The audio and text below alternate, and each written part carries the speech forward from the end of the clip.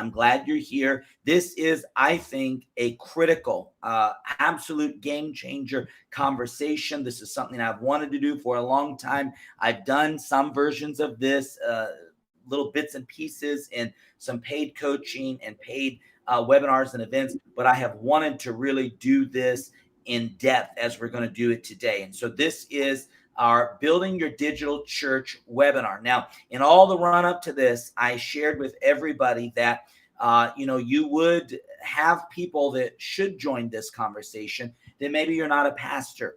If you're a pastor, you definitely need to be here. If you are an apostle leading a church of any kind, any structure, any size, you definitely need to be here, because we are at a place in time, in culture, where if you're not moving digitally, you are behind, and it's detrimental to your ministry. But the thing I said for all fivefold ministers is prophets are going to build and are building successfully digital communities.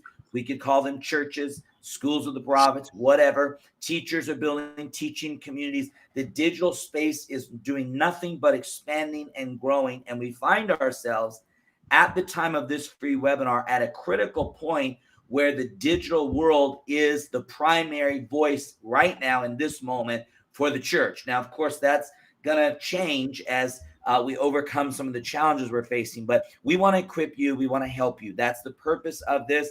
We're going to give you a lot of information. Some of you are probably going to have to go and rewatch this and, push pause and write down all that kind of stuff. It's a free webinar. We're not providing you with printed notes. We both, my guests and I, we both do. Hello, for those that are joining. We have a chat up for the YouTube viewers that are on with us live. Again, probably the majority of people may be watching this via replay. But if you are on the YouTube feed and you are live, we can read your comments. So we're going to come to a point later in the webinar that we want to answer your questions. And that's going to be, I think, a very informative and important time. So I appreciate you taking the time to be with us. What I was going to say is both my guest and I have paid initiatives where we train, teach, cultivate, and coach people. And we will be sharing how you can find out about those at the latter part of this webinar. But I want to bring my guest in. She is someone I work with. A lot of times when you deal with people who are in business, sometimes you think, well, they're in business. They're not necessarily in the ministry world. But more and more, we're seeing brilliant people who are functioning and operating across multiple planes. And my guest today for this webinar is one of those people. For all the people saying hi in the chat, hi. I'm monitoring the chat. My screen is over here. My camera's here. So if you see me looking, that's what's going on. I'm monitoring your chat, and I'm excited. I see your greetings, and thank you, thank you, thank you. I appreciate it. I'm not going to greet everyone by name, but we will get to some questions. But my guest has a brilliant business called The Mind Box. She also is very active in ministry. She's in the fivefold. She's an apostolic leader, really. She has a conference that I think is phenomenal that is called Neology. It's a prayer conference. Just the name alone is spectacularly creative. And God connected me to her organization, The Mind Box, as I was looking for assistance growing the grown. The grown was something that I thought was maybe a once or twice thing. It was an idea, and boom, it just took off, and we realized we needed help. So the Mind Box does a lot of the back end for our strategy and branding. She is the founder, and I'm excited to have her. I called her Dr. yesterday. I almost just did it again today. Tantalel Walker, hello. Hey. Welcome to the broadcast. Let me get you in here. I think I've got a setting wrong, so let me try to. There you are. There you are. Hello. How are you doing today? Hey, everybody. Thank you again, Apostle Ryan, for this opportunity. Like I said the other day, people call me Dr. Walters affectionately. They always do it. I'm like, where do y'all get that from? Even though I said it on my Facebook page, but everybody knew I'm just forever in school. So right. Studying psychology. I'll be a doctor one day. It's just taking a longer time than what I expected. But I'm very, very excited to be here with you, Apostle Ryan.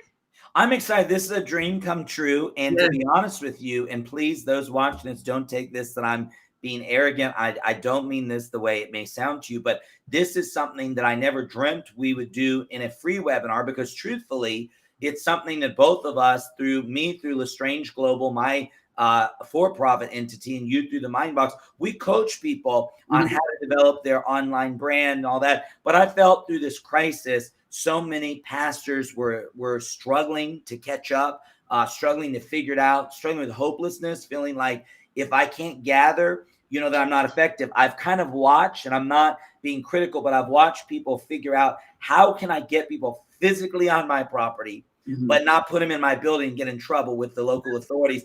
And I've kind of laughed about it. I mean, I'm all for the creativity. So people are doing, drive-through, drive-in, online. I mean, do what you got to do.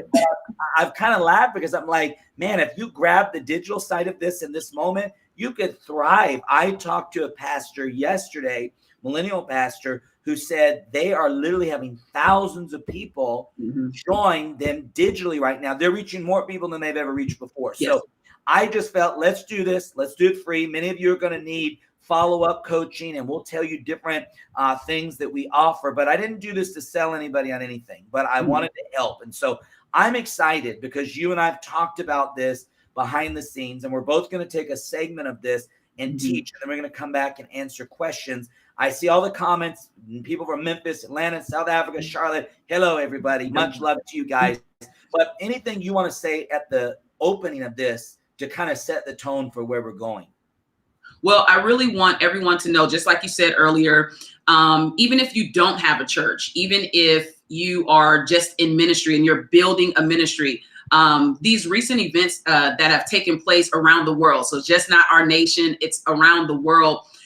It's imperative for us to understand the difference between building a brick and mortar ministry or church building versus building something digital. It takes the same amount of effort and the same amount of work. However, the gospel, your message, it gets out like so much faster to so many more people. So I really want you to shift your mind into thinking about the future now.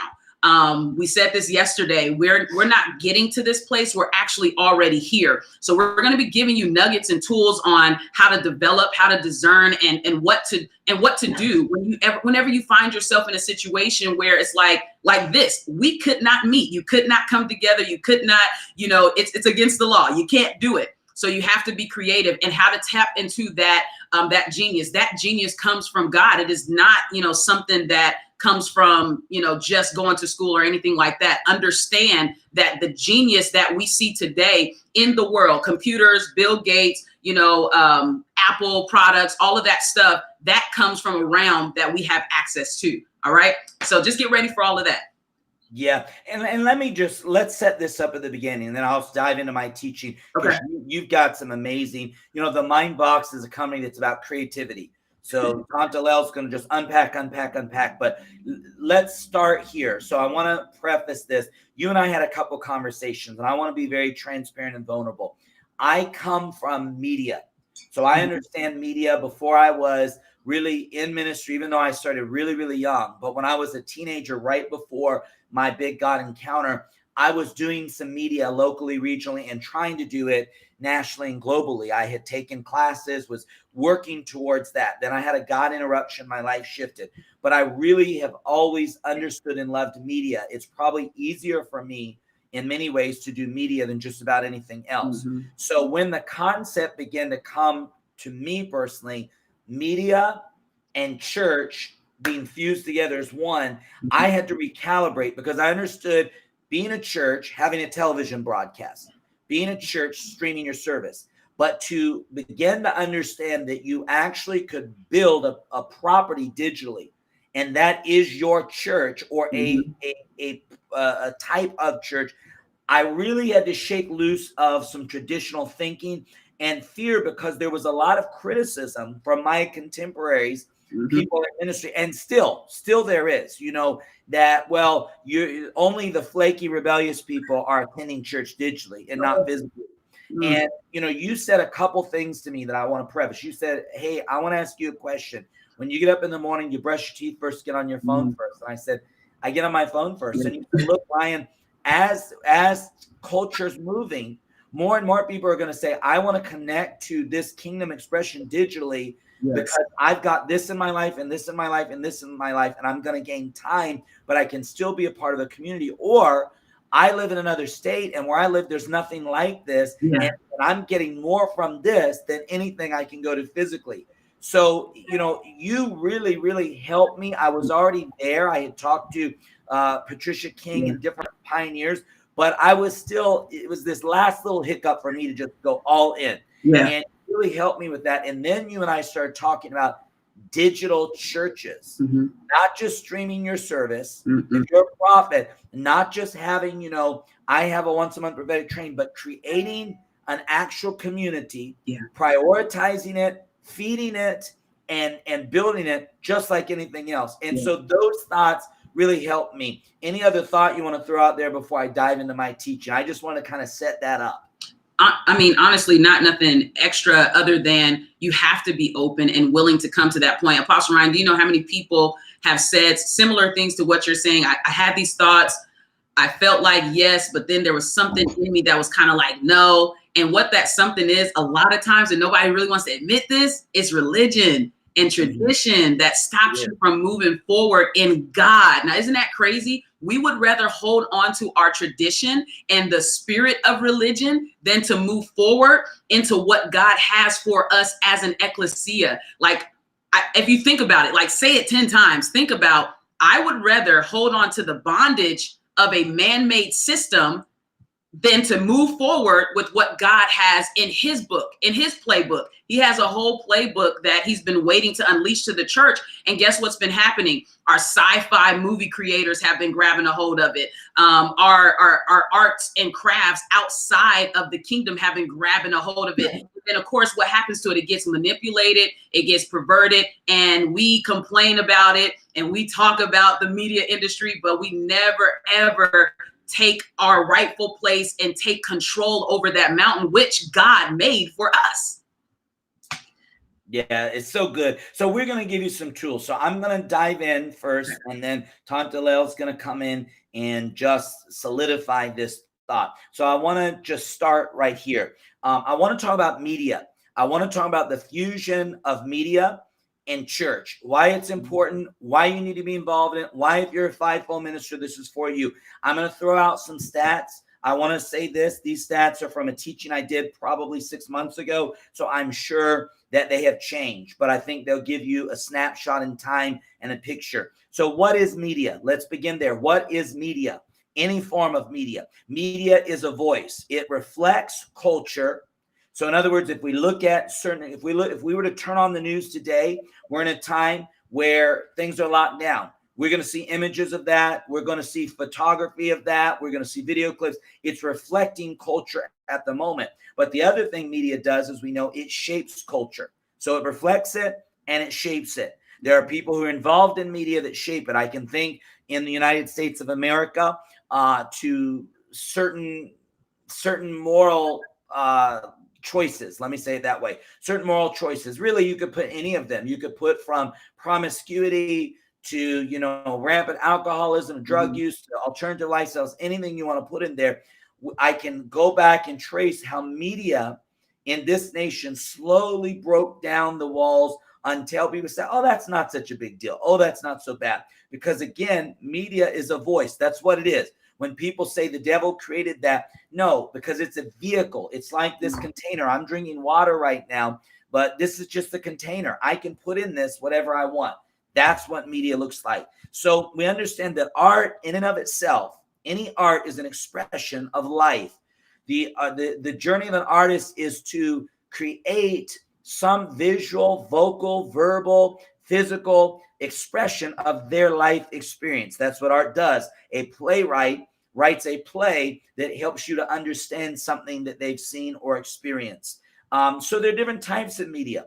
One of the first types of media that was invented is what I call sound-based media.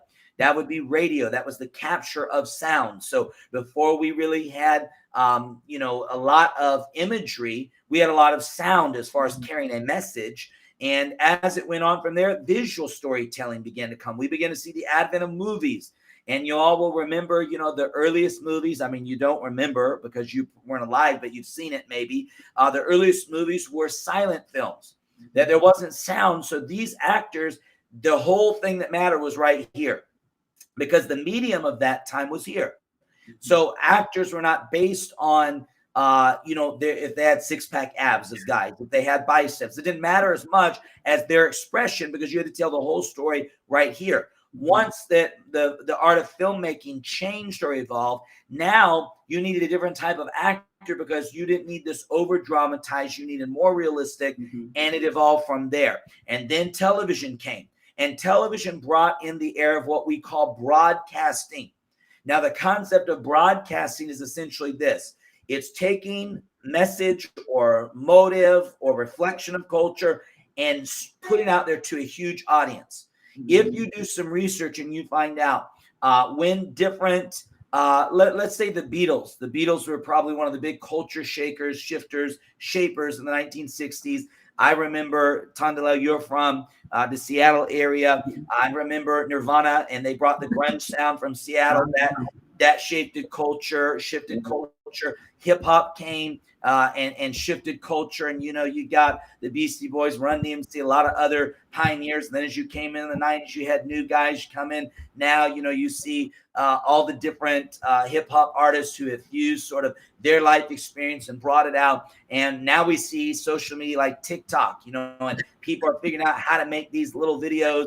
And it's so fun. I mean, I've been watching TikToks through the quarantine. People are getting very creative. I haven't figured out how to try to preach on TikTok. And so right now I'm not there, but it's interesting to me to watch it. But the old media was broadcasting. So when, for example, in the 60s, the Beatles came on the Ed Sullivan Show. This would have been the equivalent of the Johnny Carson Show and the Jimmy Fallon, but it's changed. Broadcasting put a message on 3 television networks: ABC, NBC, CBS, before millions of people. So if you were at home watching television, you used to have a dial, then a clicker. You had 3 choices: ABC, NBC, CBS. If you go look at the ratings, 40, 50, 60 million people watching a show. That was a hit show. Now, today, we're in a different era. We're in the era of what I call narrow casting. Yeah. A small, niche, potent audience. By small, it may be huge. Tom Tellel, there are times that I've done broadcasts on Facebook that I've had, 100,000 viewers. That's a lot of people. If you had a conference and you had 100,000 people, you'd be very happy. Yet in the grand scheme of life of preaching maybe years ago on, say, TBN at the height of it, you could have many, many more millions of people. So we've changed from the era of broadcasting to narrow casting, finding an audience that's passionate about what you're doing, the church you're building, the prophetic hub you're building, the teaching, the community you're building, whatever it is, you find that. And so social media, I believe today, at this moment in 2020, is absolutely the media frontier. It's not really the new media frontier. It is the media frontier. Yes. Let's look at this in our past election. And I'm not going to get political, but I just want to look at this for a moment. And I was reading some articles about this yesterday and how even both sides of the aisle currently understand imagery. You remember when President Trump gave the State of the Union and Speaker Pelosi ripped the speech. And she did it in a way that was perfect for a picture. She understood, I'm going to do something visually that they'll make memes out of.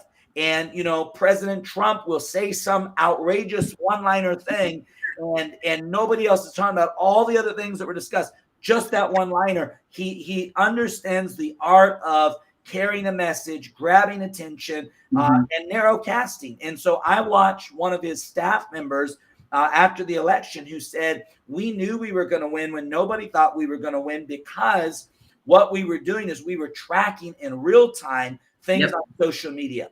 And we could see that in Des Moines, Iowa, the tide was turning, and this one message worked in Des Moines, and we put it in an ad on Facebook in Des Moines, but we needed a different message over in New Jersey, for example. And so literally this guy, and I can't remember his name, I think he might be his campaign manager now, I don't remember, but this guy was tracking it on absolutely. And if you kind of look at even with the Clinton campaign, Hillary Clinton was operating a little bit. She probably had really brilliant people working for her, but they were operating a little bit more of a 90s campaign model, of a broadcasting model. And Yep. the Trump people, because it was kind of a, no one thought they had a shop. They were in a basement operating.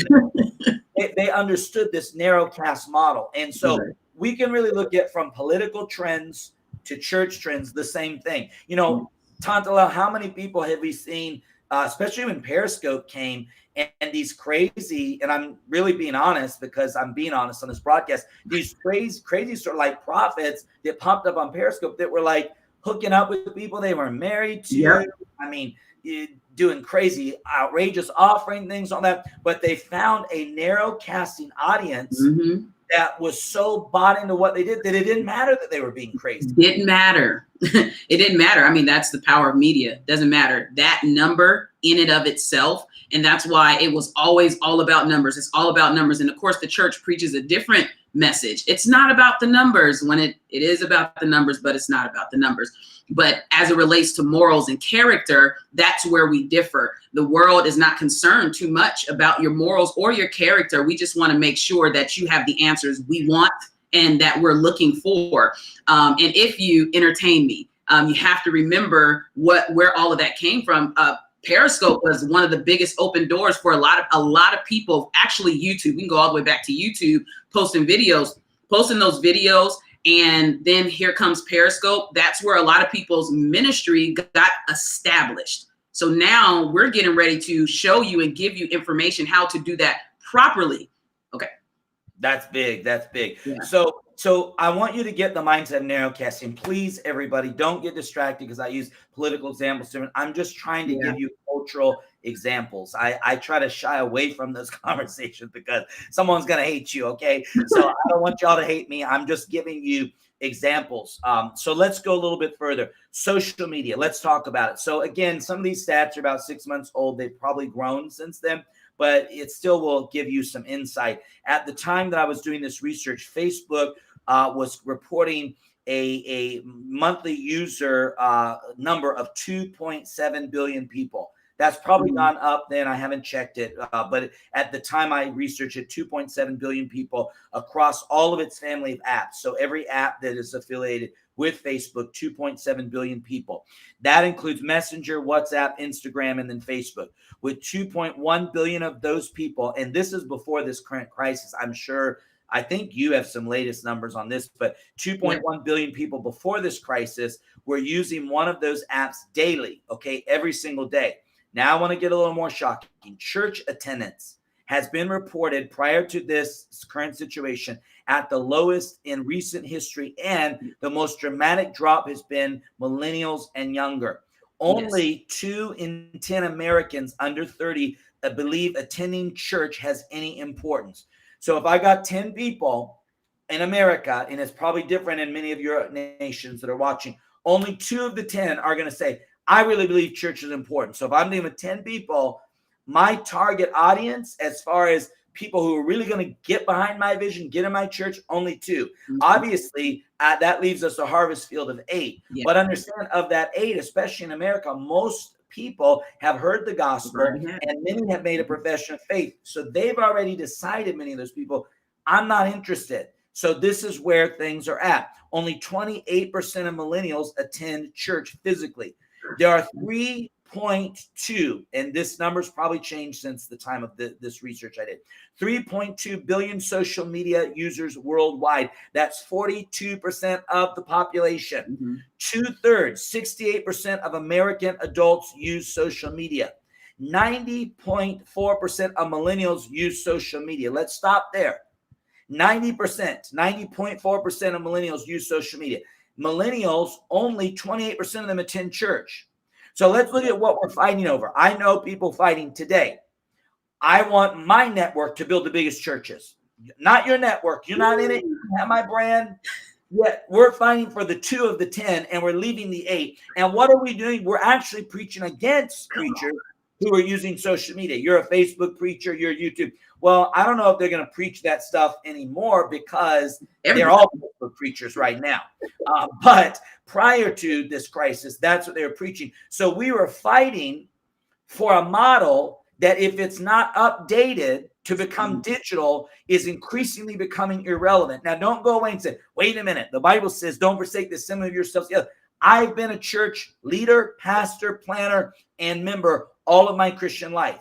However, let me say this, at this exact moment of my life, if I was not leading a church, we're building a hub in the Atlanta area and we're going to build some others, I would probably, because I'm in my mid 40s, I don't have little kids, and I'm super busy, I would probably greatly consider joining and attending a church the majority of the time through media because of my particular lifestyle.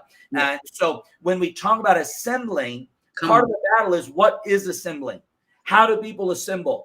You know, I have talked more on media platforms to my friends through this crisis than I have any other mechanism. We typically assemble for education, for business conferences, webinars. We do it online. So in the church, we need to be okay with this. Someone say, well, wait a minute. If someone's building a church digitally, can't they be rebellious? I'm going to let you know a little secret. I know a ton of brick and mortar pastors who are rebellious. I know a ton of brick and mortar pastors who are controlling. I know a ton of brick and mortar pastors who haven't really studied the Bible very well. I know a ton of brick and mortar pastors who are immoral. So can you get on media platforms and build and have horrible character? Yes. But in truth, you can do it brick and mortar too. Maybe it's a little more challenging because people might know a little bit more about your life, but let's not disqualify where culture is at. Jesus said, I will make you fishers of men. To be a fisher of men, you got to go where the fish are at. So you've got to quit arguing about this. Narrow casting. The biggest bulk of people are on social media. Let me go on. 77.5% of Gen X are on social media. 48.2% of baby boomers use social media. That's my mom. So people that are senior citizens, they half of them basically are on social media. So we want to reach older people too. There it is. So let's talk about, let me give you a scripture, Isaiah 58, 8 and 9. My thoughts are not your thoughts. My ways, nor are your ways my ways, declares the Lord. As the heavens are higher than the earth, so are my ways higher than your ways, my thoughts than your thoughts. Understand this. God has always had creative thoughts, ideas, and imaginations. Everything born into the earth realm that is good came from the mind of God because he's the ultimate creator. God never restricts creativity in the name of holiness.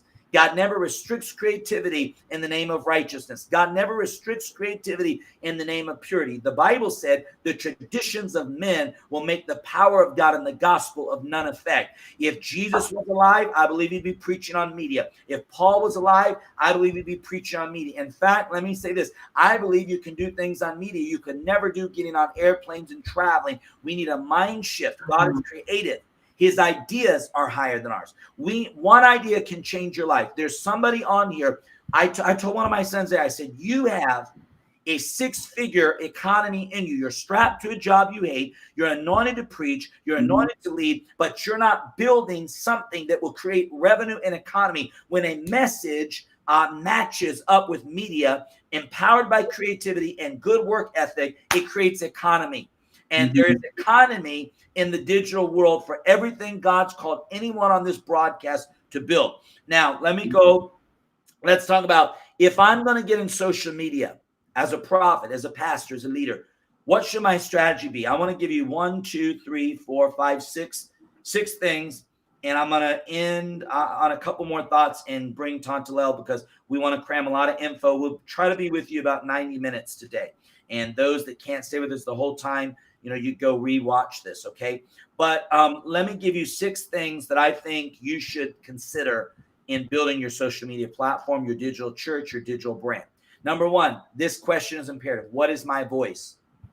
If you don't answer that question, and if you're leading a church, what is the voice of your church? And please don't say what so many people have trained you to say, that it's everything. I'm a church that does it. No, that's dishonest. You might be a church that's great at teaching. You might not be the greatest church in the world with children's ministry. Now, you can get better at children's ministry, but don't try to sell yourself.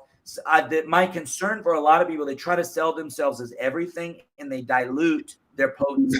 So what is my voice? If you're going to be in social media as a communicator, as a leader, that needs to be determined. What is my voice? For me personally, I will never communicate about anything unless I'm speaking. I did a business conference for an online company. I couldn't talk about Jesus, obviously, so I didn't. But I still infused it with biblical principles, just without scripture reference. But I will never communicate with the church or the world at large outside of a restricted setting like a business conference without the supernatural being referenced, because I'm a supernatural person.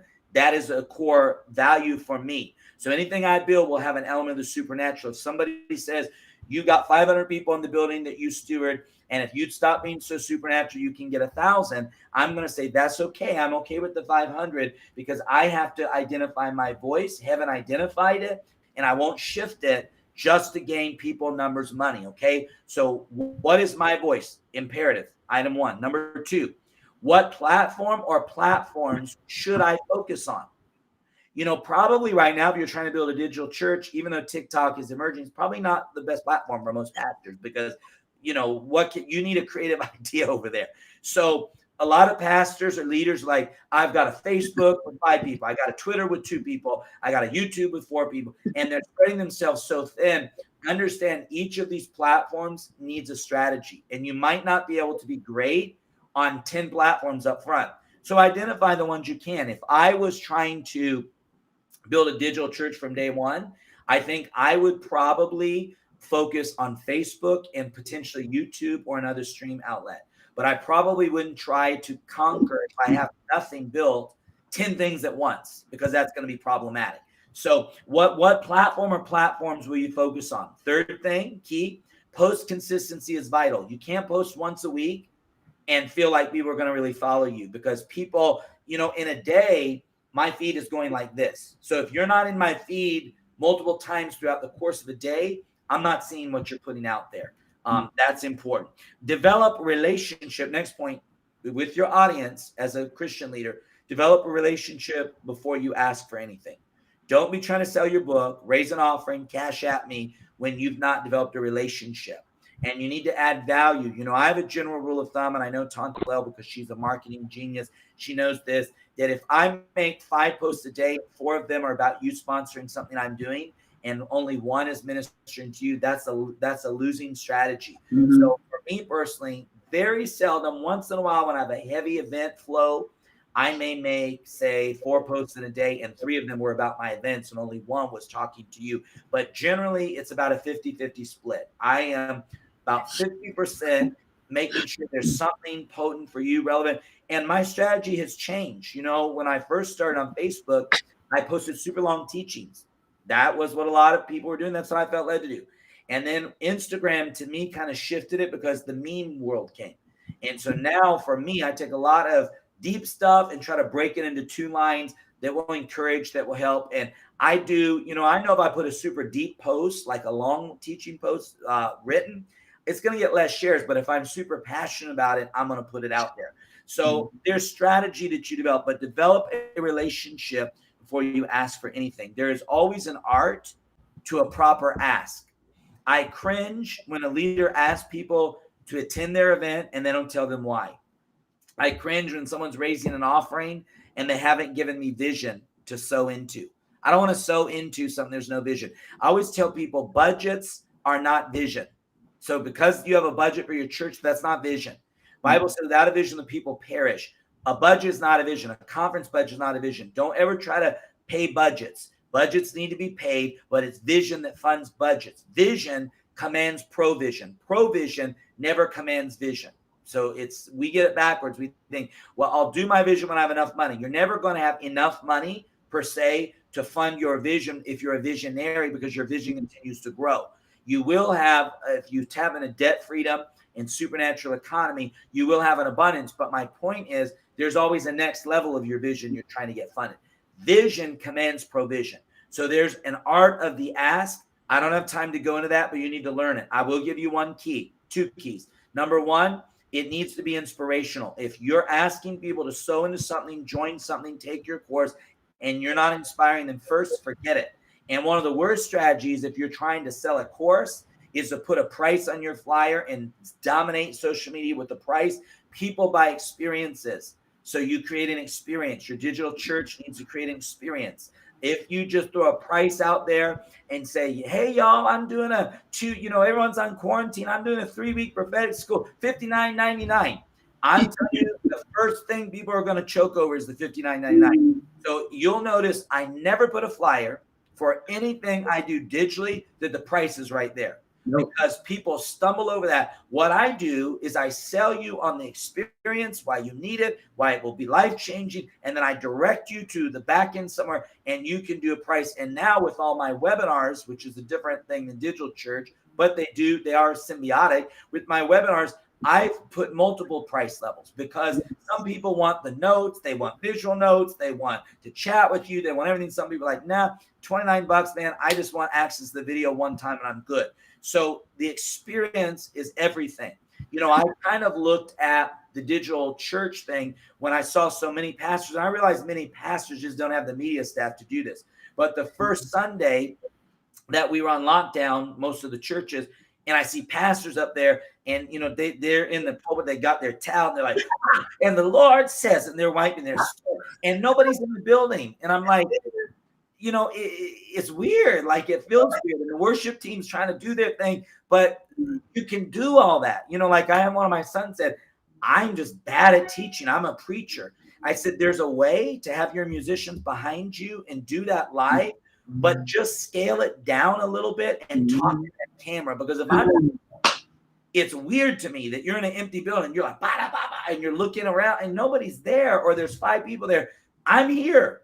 And I came to your experience because I need, in this time of crisis, to hear from you. Come on. You didn't create a unique experience. You tried to replicate something that is not working. And so let me say this. I've now watched everybody's stream. So I'm going to say a couple of names and people that I think have done it well. If I don't say your favorite person, I'm not criticizing them. I'm not trying to be nasty or mean-spirited. I'm just saying a few. I looked at like all the big people, churches, Bishop Jakes had, I think, the most live stream viewers, the one Sunday that I was watching. His format was more traditional. He was also able to take some clips of services he did before the pandemic and use those as the background. I haven't seen any of his more recent, so I don't know if they've scaled down. On Easter, I actually attended one of our churches in our network, but that service was over, so I watched some other ones. There was a church in Atlanta here, Anwa, Atlanta, that produced a really cool, the presentation was visually very cool, and I just thought the level of creativity was really, really cool. I only watched maybe like 10 minutes of it, just skimming through, but I was like, bravo, really cool. Stephen Furtick, I think, has done it cool. He's still on his stage, still as a worship team, but he's changed the feeling of it, that he's talking directly to you. One of my favorite people that I've seen, to me, it's like so cool the way he did. And I watched about 5 minutes of his on Easter, is Jensen Franklin. He's like literally in the living room, his wife there, his daughter there, his little granddaughter was like praying for people on the web stream. And I was like, if I'm sitting in my home in my pajamas, this feels like a really cool way of doing it. Now, not everybody should do it that way. And notice I just gave you 3 different. Bishop Jakes is preaching. I mean, he's in his pulpit preaching and he's making it work. Stephen Furtick is on his stage, but he's got his table. Now he's turning to his worship people like, we're going to get through this. And he's engaging, but he knows it's a visual. But this was the thing I heard Brandon Crouch, who's a friend of mine for many years, he did a video on the subject we're on right now. And he said, most of the larger churches have learned that their biggest audience is not actually in their building. Yep. So they already have that mindset. So if you're a 200-member church, a 100-member church, a 50-member church, even a 400 or 500 member, you maybe are still looking a lot more at the people in your building, which is not a bad thing because you've created a safe, loving place. But in this time of transition, you've got to be able to think a little bit beyond that. And so, then Anwa's was kind of a film filling on Easter. Jensen's was in his living room. There's no really right space or wrong space. It's creating what's authentic for you. Like I told my son, if you bomb sitting at a table teaching, don't do that. So if you need to have, but I've been on the Word Network sitting in a chair and musicians behind me and me, when I feel the Holy Ghost stand up out of that chair, and I told him, you can do stuff like that. You can still preach, but there's a way visually and to host it that is creative. So that is very, very important. And let me give you this point. You must deliver upon your promise to the audience. So I would rather see you say, We're building a digital church. We've got one camera and we've got 3 lights and we got a backdrop over on our stage. And you do it that way and you let people know this is kind of raw, but you're powerful. The anointing of God is there. Then you over promise. So I have more notes, but I'm going to stop there because Tante Lel is going to just break down digital church. So I want to bring her in, toss it to her, and we'll answer some questions on the end. Okay. Man, that was a lot of information, Apostle Ryan. It was actually great information, and your statistics are not that off. It's literally a point billion or something like that we've added, but we'll go over those statistics. So I hope you guys are ready to write. Hope you guys are ready to take notes because we're giving you some good information that's going to help you. If you've already started, most of us have had to start doing digital ministry because of the pandemic. Well, these are going to be some tools that are going to help you enhance that, and it's going to help you just really find, like Apostle Ryan was saying, kind of really find your voice in this whole world that we are thrust into. I will say this, I believe that God has been dealing with people over the last couple of years to tell them to start moving their churches, not getting rid of the brick and mortar, but start moving their churches to a more online platform, because that is the behavior of humanity. It's important for us as believers to be okay with studying human behavior. Once we do that, we could be more successful in our endeavors to build God's kingdom. So we're not disregarding the building of God's kingdom. We're not disregarding, the assembling of ourselves together. We're staying relevant with a message that is timeless. All right. So I hope you guys are ready to dig in. We're going to deal with streaming live versus building a digital church. All right. I want you to say this with me at first. This is what I want you to say. I want you to say, I'm not afraid of making money from ministry. I want you to say that, because we have to free ourselves. Because what happens is we get really tight when it comes to blessing a ministry or being the ministry that's being blessed. We get fearful. We feel like we're doing God a disservice if we're making money from the thing that he passionately seeded inside of us before the foundation of the world. I believe that a servant, a minister, a person who is strapped to the gospel is worthy of his or her hire. All right. So I want you to say that with me. I'm not afraid of making money from ministry. We're not drugging people. We're not abusing them. We're not robbing them or taking them. We don't have a nasty heart. Our heart is towards building the kingdom. And guess what happens? As Apostle Ryan stated, vision commands provision. It's going to happen. It is inevitable for you to see your vision come to pass because it commands provision, and God is going to bless. All right. Especially if you're in the right vein and you're doing exactly what God has called you to do. All right. Now let's deal with streaming versus the digital church. All right. I talked about a pioneer just really briefly. Patricia King, and Apostle Ryan actually knows her. I don't know her. I just know about her and what she's done. Years ago, I believe her digital church had over 20,000 members. And some people don't even know that. But this is literally, she has a digital church and she's been doing this for a while. She is, to me, because I don't know anybody else who did it like her or is doing it like her, she is the pioneer. So I wanted to recognize her. All right. What Apostle Ryan said about narrow casting versus broadcasting, it's absolutely on point. We have to understand who our audience is, understand our voice, and know what platforms is actually going to work for us. Let's deal with the difference between streaming live and building a digital church. All right.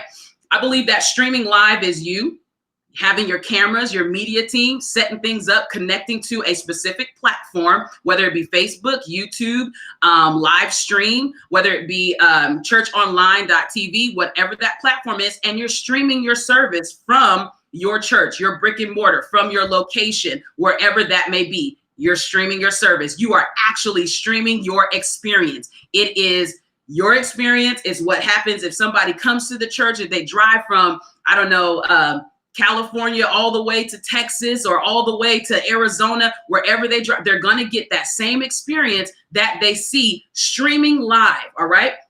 But building a digital church is quite different. Building a digital church, it consists of two things. Write this down. It consists of two main processes. That is an internal construct process and then an external construct process. All right. Again, the work that you put in building a physical church you got to put a lot of that same work in building a digital church. Again, this is not streaming your church service. You are literally building a digital church. All right, let's deal with those two main processes. Let's deal with the internal construct. I like to deal with alliteration. Alliteration is my friend. I think we remember things a lot better, easier when we do that. So all of these are probably going to be D's, okay? So again, our first concept, our first process construct is the internal construct. All right.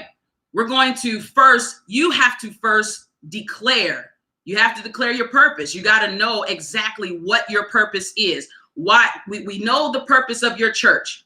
Why would your physical church now want to build a digital church? What is going to be the purpose? All right. Why are we doing this? We already know that times have changed. So we already know that that's part of our purpose for wanting to do this. Times have swiftly changed. We had no choice but to move to a digital platform. Most of us, when we did that, we moved to just streaming our services or streaming our experiences. And a lot of people discovered pastors and ministries that they've never discovered before because they have the opportunity to click you on and to click you off. It's not like someone is standing up in your church and walking out the door. It's not the same. You could have 100 people streaming you at one time, or 1,000 people, or 3,000, or 4.5 thousand people streaming you. And I don't know, 3,000 walk out. They want to go to somebody else. That's just kind of the difference of that world, right? So when you're discovering and you're declaring your purpose, you need to know exactly why you're doing that. Look at the statistics. Apostle Ryan gave us the statistics about the millennials, gave us the statistics about those who are older as well, gave us the statistics about the church in it of itself. How many people in the United States are still physically going to the church? Understand the purpose. It would only make sense that I continue to build my brick and mortar, but also build this digital church. Now, I want to say this. I don't believe that brick and mortars are going to go away. What I do believe, and I'll continue to say this, is that we're going back to a house church model. I do believe that a lot of the mega churches, they do have, groups. We hear that. Stephen Furtick, he has a lot of groups, within his churches at Elevation Church. I believe Bishop Jakes, the Potter's House, they have groups as well. It's the same model. So what are we doing? We're reaching more. We're being smarter. We're doing the Jethro. We're doing the Jethro process as he instructed Moses to do. All right. We're learning how to delegate, and we're learning how to make sure that the gospel is still getting out. People are still being fed. People are still being communicated to, and we're still building community. All right. So the first thing we're going to do with this internal construct, we're going to declare our purpose. We are going to clearly define why we are building this digital church. We are going to make sure that we establish what? Here's a very important thing, our church brand. Now, what is a church brand? A logo? No. It's a cool mark? No. It's these cool colors? No.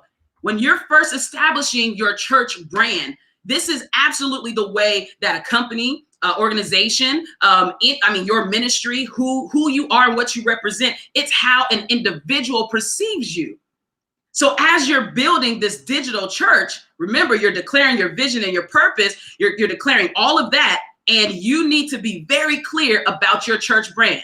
So if you stream right now and what I see, my perception says, well, this church is pretty dry. That's my perception. I don't really feel the love in their stream. I don't really feel the love in their presentation. Then what am I saying? That is the brand of the church. Whether you like it or not, we have to establish our brand inside of our purpose. We have to say, what do I want people to feel when they tune in to my live? What do I want people to feel when they join my digital church? How do I want them to perceive this actual church? All right.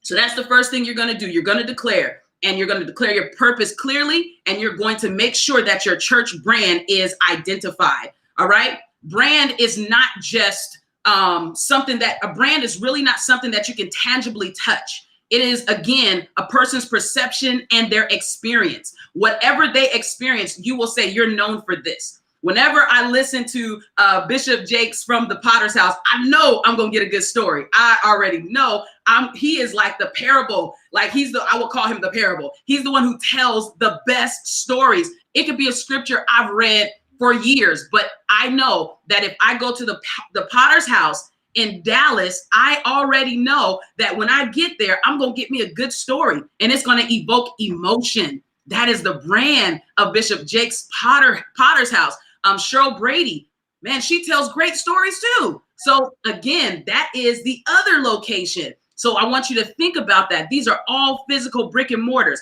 Just as Apostle Ryan said, Bishop Jakes, he still is telling stories, but he's doing it more direct to his online audience. It's a way that you communicate to the church that you are building online versus hacking and getting your towel and sweating to nobody in the seats. It's totally different because now there's people online who can walk out the door immediately.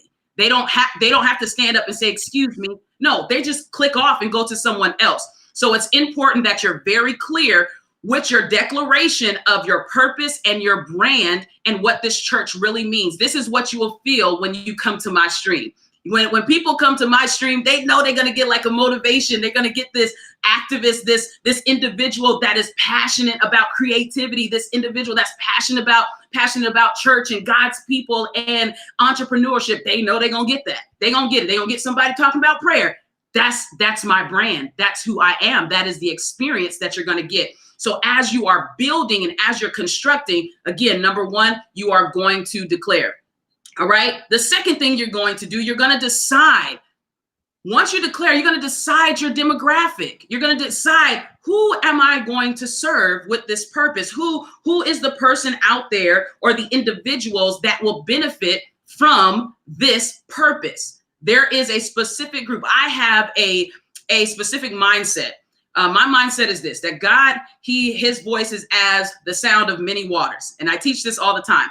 Now, if you think about it, a cistern, an ocean, a lake, a swamp, all of those different bodies of waters, they can house only certain types of animals. And if they house only certain types of animals, then guess what? Those animals or those fish, they respond to that type of condition. So your voice, it is specific to a specific type of people, a specific demographic. So you have to know, who's my demographic? My water, it could house and it could hold this type of fish. My water can hold these type of creatures. When you go deep down to the bottom of the ocean, wildest, most creative looking sea animals you will ever find. Not every body of water could handle them, and nor could they survive inside of any other water. You couldn't take them to a pond. They can't live in those conditions. So you need to know and decide, what is my demographic? What is my who's called to my voice? What my purpose is, what I've decided to do, and what I've declared our purpose is as a church and building it digitally. Who's out there who needs me? Apostle Ryan gave us statistics about the millennials. There's somebody's voice who's specifically called to the on-the-go millennial or Generation X. They're on the go. They've got to go. Everything is on the phone. Everybody is out here, looking for, hey, guess what? I got other things to do. I want to be at church on my phone, making a deal, selling a house, doing everything all at the same time. There is a specific individual, not just one, but individuals that are called to those types of fish. All right. So you got to decide your demographic. Again, I don't want to take too much time, but you have to decide that. And when you decide that, guess what you're doing? You're serving that demographic. You are making sure. That's why I said it takes just as much time to build a digital church that it does to build a physical church. You are serving these individuals and you're building and you're discipling them. So it's not just they get to log on and you walk away. No, you have things in place to disciple people. Hey, I decided to follow Jesus. Well, what's next? Hey, I decided that I wanted prayer and I need deliverance. Well, how can you do deliverance over, online? How can you get counseling online? Think about these things. It's possible.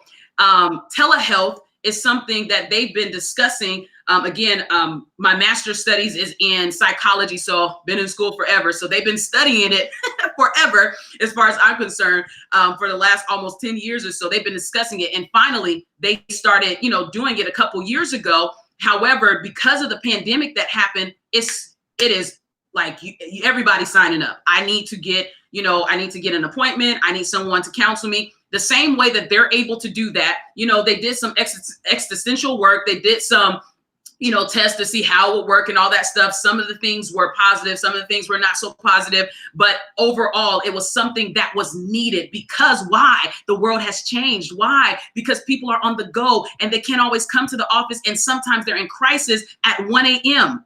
So we have to have things in place for the world in which we live in. We're here to serve them. All right. So you have to know, like, all right, how am I going to serve this demographic, this wild bunch down here that lives at the bottom of the ocean, that are some of the most beautiful and creative looking species that I've ever seen, or animals that I've ever seen? You got to think about that. All right. The third thing that you're going to do, you're going to determine, after you've declared your purpose and after you decided who your demographic is going to be, you're going to determine the platform. You're going to determine, all right, how do I reach these people? Where are they at? Now, if I know that the creatives are at the bottom of the ocean because that's where they can live, they can create in the darkness. They know how to create, kind of like Jesus. We know how to create, you know, when there's void and darkness and things like that. If that's my demographic, where do they all hang out? They're on TikTok. Where are they? They're on Twitter. Are they on Facebook? Are they on Instagram? You know, are they on Pinterest? Where are my people? Then I go where my people are. And then I start to develop, and I determine, like, you know what, this is where I'm going to stay right here. I'm gonna rock right here. I didn't do too well on Facebook. I didn't do too well with gathering these individuals on Instagram Live. It was better when I was actually on YouTube. So you determine, am I going to use YouTube? Am I going to use Facebook? And I'm going to give you numbers of how many people that are actually on social media, like right now. How many people are actually on there on a daily basis. Like I told you, Apostle Ryan's numbers were just slightly, they slightly changed just from, you know, the new updates that they've done. Very slight. All right. So you're going to determine, and then you're going to devise a plan. All right. So you're going to determine, I'm going to go after these people right here. But before you go after them, you've already identified them. You determined this is who I'm going to use. You've decided this is who I'm going to go after. You decided this is the platform I'm going to use. And now you're going to devise a plan. You're going to determine what church model. What are we going to do now? Because church models have often been formed based upon denomination. All of that stuff out the window now. Nobody really, you know, cares about your robes. Nobody cares about your collars. Nobody cares about any of your titles. None of that. They're like, hey, Rick, how are you? Yeah, definitely great word, you know, and you have to be okay with that. Don't feel disrespected. Just understand that we're moving and we're in a different time. You know, we honor the Lord for what he's done and how he's elevated people. And, you know, we have elders, we have apostles, we have all these people, you know, that are actually governing the church. That's important. Governing the ecclesia. That's very important. And we honor that. But at the same time, understand your demographic. Understand what platform you're going to go fishing. Understand that. All right. So when you devise a plan, you start to work on your church model. What's going to be our digital church model? How are we going to do this? Are we going to communicate via email? Are we going to communicate in chat groups? Are we going to pray for people? Are we going to create a text and I receive Jesus thing? Like, what are we actually going to do? How do we stay in contact? Again, it's just as much work in building a physical church that it is in building a digital church. It's just like when people are like, yeah, I work for myself now. You're working at least 80 hours a week. Ain't nothing to be juiced up about in the beginning. You know, they're like, oh, I don't have a 9 to 5 anymore. Do you understand what you're getting yourself into? You know? So it's so real. It's like you're not, Apostle Ryan agreed, because he knows you're not working 40 hours ever in your life. You're going to work at least 80. So you have to understand that what you're getting yourself into. So as you're devising a plan, all right, this is what we're going to be doing. We're building. All right. So when you do that, you're not only devising a plan and creating your church model, but you have to have a marketing plan. This is what that hurts my feelings as a pew baby. One who's a part of the ecclesia, one who is ordained in the Lord's church. You know, what hurts me is that the church doesn't want to progress sometimes. And they're like, we don't need that. You know, we got the Holy Ghost. Okay.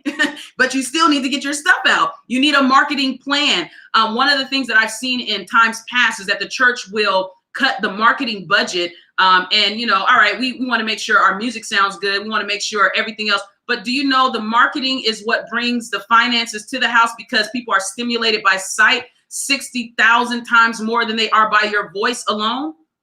You need to have that marketing plan. That marketing plan needs to be in place, and you need to have a budget for it. I would tell any starting ministry that your budget for marketing for 1 year should not be less than $30,000. Should not. If you are serious about establishing your digital or your physical church, should not be less than that. That's like, to me, no, it's not a good idea, because it costs. Ads cost. Making stuff costs. Like you gotta pay for the videos. Well, no, I'll just go on Canva. No, I'll just do this myself. Do it yourself, and we'll be here when you're done, and we'll help you fix it. We fix so many websites, and we fix flyers. Could you just update this? Could you just do that? No, guys, listen. Get a plan. Get a great marketing plan. And inside of that marketing plan, it's not just about the physical graphics. It's also about, hey, this marketing company is going to help me build, the church model that includes relational practices, that includes relevant content, that includes scalable products. So it's not just, I'm just getting somebody to do some graphics for me. I'm just going to buy Photoshop myself. No, it's not that. It's a bigger picture. So just as, you feel my church is important, your digital church is just as important. So you need to make sure that you not only have a church model in this devise plan, this part, when you're devising your plan, you also need to make sure that you have a marketing plan, because within that marketing plan, what should be there? It should be some processes that tell you how to stay relational. That's one of the biggest fears of most people transitioning from the physical church to a digital church is, well, how do I remain relational with my people? Well, that marketing company should be able to help you, because we do a lot of statistics, right? Most people who are in marketing, it's not really about what you create. It's about the numbers. It's really about, well, how does this actually translate? How is this actually scalable? So, when you're hiring a graphic designer, kudos to you. You might have the best one, but do they have a marketing background that actually helps you produce numbers, and there's a return on your investment, so that you're not in so much fear? One of the greatest investments you can make as a church is to make sure that you have great marketing, and that marketing includes people. We're not just marketing to your desires. There's a people that you have to know what they like to eat. You can't just feed those creatures at the bottom of the sea the same food you feed the ones that stay up top. You can't. It is different. They have a different appetite and a different budget. Okay? All right. I hope this is good, and I hope it's okay. All right. So we determined, we declared, we decided, we determined, and we devised. And then what do we do after that? Now, I want to stay right there just for 1 second. The planning part, the relational practices and relevant content and scalability, those things are important. So Apostle Ryan and I, we talk often about, his products and what he does. And what we love is the fact that his stuff is always scalable. He'll write a book in 2 seconds. We can turn it into a class, and then we turn it into some videos, and then we can turn t-shirts. We make t-shirts out of that. And then we can turn it into a whole teaching session, and we can either go 4 weeks, 6 weeks, or 8. That's it. That's innovation. That's ingenuity. Like, you have to think that way. Come on, guys. Come on. We're not afraid. We're not afraid of making money from ministry. We're just not. God has put it in us to do it. So let's do it. Let's do it. All right. All right. So after you devise this plan, then you're going to develop. You're going to process. We haven't even touched the people yet. This is all internal stuff. If you don't have a good internal structure, what you just throw out there because it looks good will fall apart. I'm gonna say it again. If you don't develop your internal structure of your digital church, what you just throw out there and make it look pretty, we make a lot of pretty things, but we also care about what's inside. How is this actually going to process? How is this actually going to work? That's why, and I'll talk about this in the next part. This is why I have in development, I talk about project management. All right. So it's very important that your internal structure is just as tight as your beautiful flyer and your beautiful artwork on your video. All right. Very important. All right. So let's move on from devise. Let's move on to develop. All right. We're going to develop a process. Now, the process, this is called processing. This stage is processing. And again, we haven't touched people yet. We're on the inside developing. We're looking, we're doing research. We're getting the statistics, all those great things. This part is where you have the best administrative and project management on board. It's the part we like to call brand mapping. All right. So it's something once you get all of that stuff in place, you need somebody to administrate. You need somebody who got the gift of administration. Not every pastor has it. Not every prophet, good Lord, has it. Most apostles do, but sometimes their patience is really thin. You know, you got to pray for them. Pray for us, right? So that's important that you have a great administrative staff. And you're like, man, it's just a digital church. No, it's just a digital church. Come on, understand, it is a digital church. You are winning souls. We're not recycling souls. Just as Apostle Ryan was saying, the statistics, we're out here fighting over the 2, and it's 8 that have been disenfranchised. Seek the Lord about winning them back and then getting new souls into the kingdom. All right. And so with that, you have, great administrative and project management. I have one of the greatest project managers on staff with me at the Mindbox, and she's great. She keeps everything in line, and the processing, because of my grace and my gift, like I process totally different. However, having a administrative and a project manager on staff with you, it helps you keep things in order. And hey, that actually doesn't make sense. That doesn't line up. I know it's something you want to do, but in the end, it's actually not going to be scalable, and nor is it going to give you a return on your investment. We talk about church, not just business. Like, you need a return on your investment. You do. You really do need a return on your investment when you're building the church. So again, I say we are not afraid of making money while building or from ministry. We're just not. All right. And I don't want you all to be either. So we develop and we process. So you get a wonderful administrator and a project manager to help you along the way. All right. Now that was just the internal part. Let's deal with the external part. Now we get to the beautification. On Saturdays, growing up, I'm from the Apostolic Church, old school. We would go on Saturdays. It was called the work call. Like, we would go for beautification, and we would beautify the church and put the mulch down, make sure the bathrooms were clean for Sunday morning, make sure everything smelled well. My pastor, I believe I take a lot from him. Very anal when it comes to the lines in the carpet. So making sure the lines in the carpet were straight. Do you not know that stuff is important to your physical church? And it's so important to your digital church. When stuff is just, there's some things in technology, no, you can't do anything about. It just happens. But there are other things that you can pre-plan for. Have the right slides, have the right equipment, have the right stuff. That's why the internal part gives you that opportunity to, okay, this is what we're going to need to stream to 5 different platforms. Oh, I thought I could stream, but you thought about that today?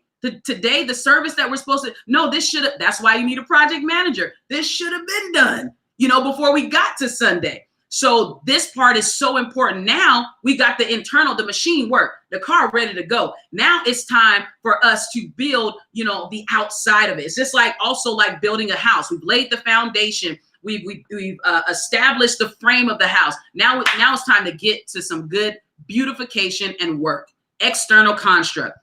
These again, here we go. What are we going to do? We're going to brand, and we're going to design. We are going to figure out our brand identity. Now, this is my favorite part, Apostle Ryan. I just be like, why did they do that? No one wants to see eagles and smoke. It's not scalable. Why did you do that? The name of your church is no. Why did you do that? It's important that it is. I can't take it. You got doves and everything around. Why did you do that? It ages you too. What we believe that you should do, and you can talk to your designers, whoever is over your marketing, you should always design for a 10-year period.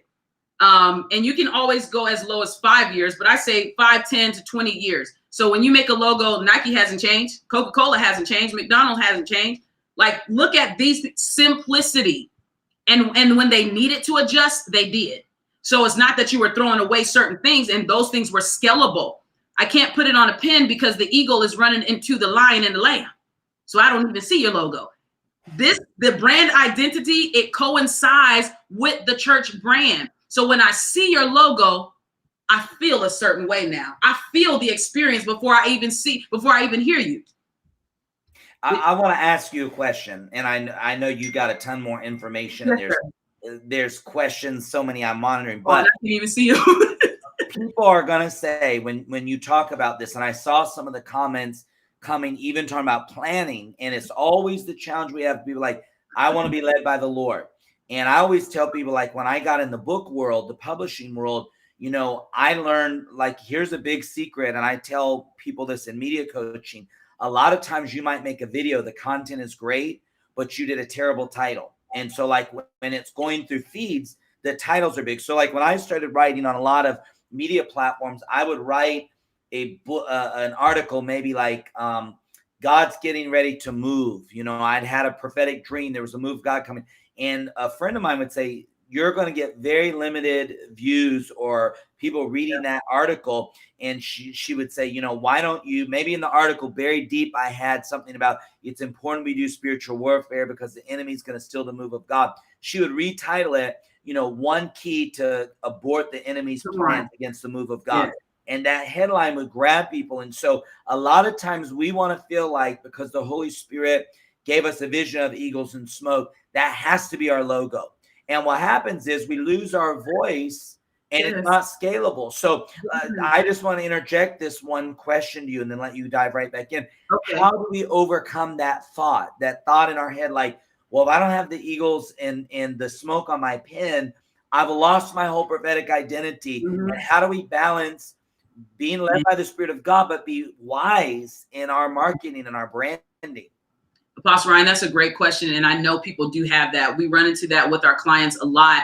And, at the end of the day, we have conversations and we give them statistics, and we like to give them statistics based upon longevity, based upon transferability and all of that. But as far as the prophetic and apostolic people, fivefold ministry, how to overcome that, really, honestly, now this may shock you. You have to put yourself in a denial, honest, like ask God, like, am I making an idol out of what I experienced? And ask him, honestly, how is this going to benefit the kingdom if I keep the smoke and the eagle and I'm not reaching anybody? It may be, like you said, a great word, but if it doesn't go anywhere, then what benefit was that? Because I was turned off by the eagle and the smoke. But if you called it something else, as the book, that was a perfect example. If you said it was something else, now I'm about to read that.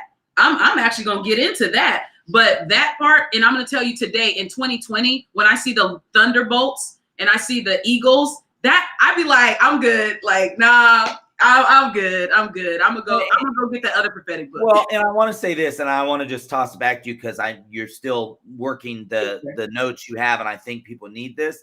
But even I saw in the comments, and I'm not being disrespectful to anyone, but I'm trying to answer this. Yes. Some people, when you were talking about demographic, and they were saying, well, the Lord's got to lead you.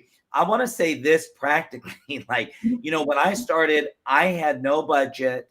I had no audience, and, none of that. And I created what the Lord put in my heart, put it out there. But understand this, that gained traction. But it was my ability then to build the back end as resources came to me to hire the graphic designers, to hire the brand consultant. When I got into the publishing world, I did change my whole mindset because publishing is a whole business. And if you go in, even to the Christian publishers, and speak in tongues and fall out, they're going to say, we're good. We're going to move on to the next person. Yes. They need you to be able to understand the business of connecting this powerful, potent prophetic message that will change the whole world, but to get a good cover. To get the right title. And I've argued with my publisher, and I've won some arguments and lost some. That's why I do so much more self-publishing now, because it allows me the freedom to be more creative. But when you talk about letting the Lord lead you, the Bible says wisdom is the principal thing. Part of the leadership of the Holy Spirit is learning you can't be in media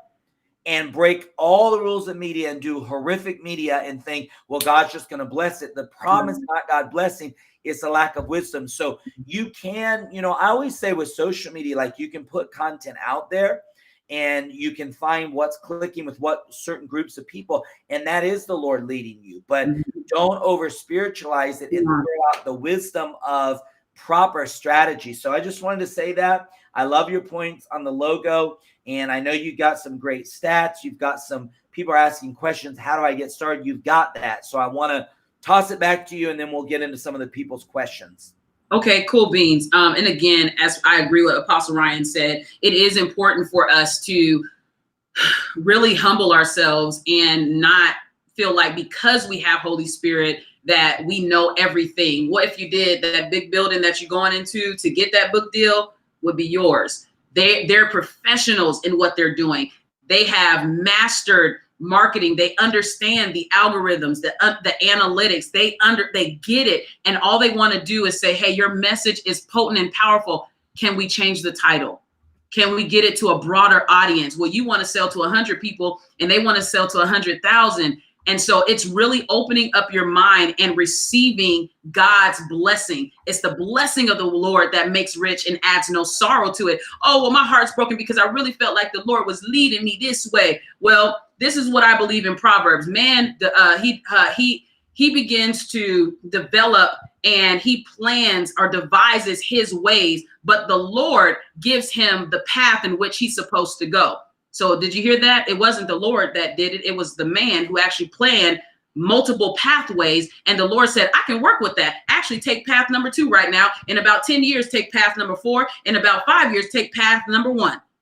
Do you hear what I'm saying? So we have to understand God as an innovative, creative genius and not a scary, spooky, thunderbolt, dove, and glowy creatures. No, he's more than that. Now, are those creatures, you read Revelations, you got the horseman and you got the lion, eagle face, all kind of crazy stuff. That stuff is beautiful to me. It is amazing. I'm an artist, so it's beautiful, but not to everybody else. It's just like me giving you one of the juiciest oranges on a silver platter, but me smashing it before I give it to you.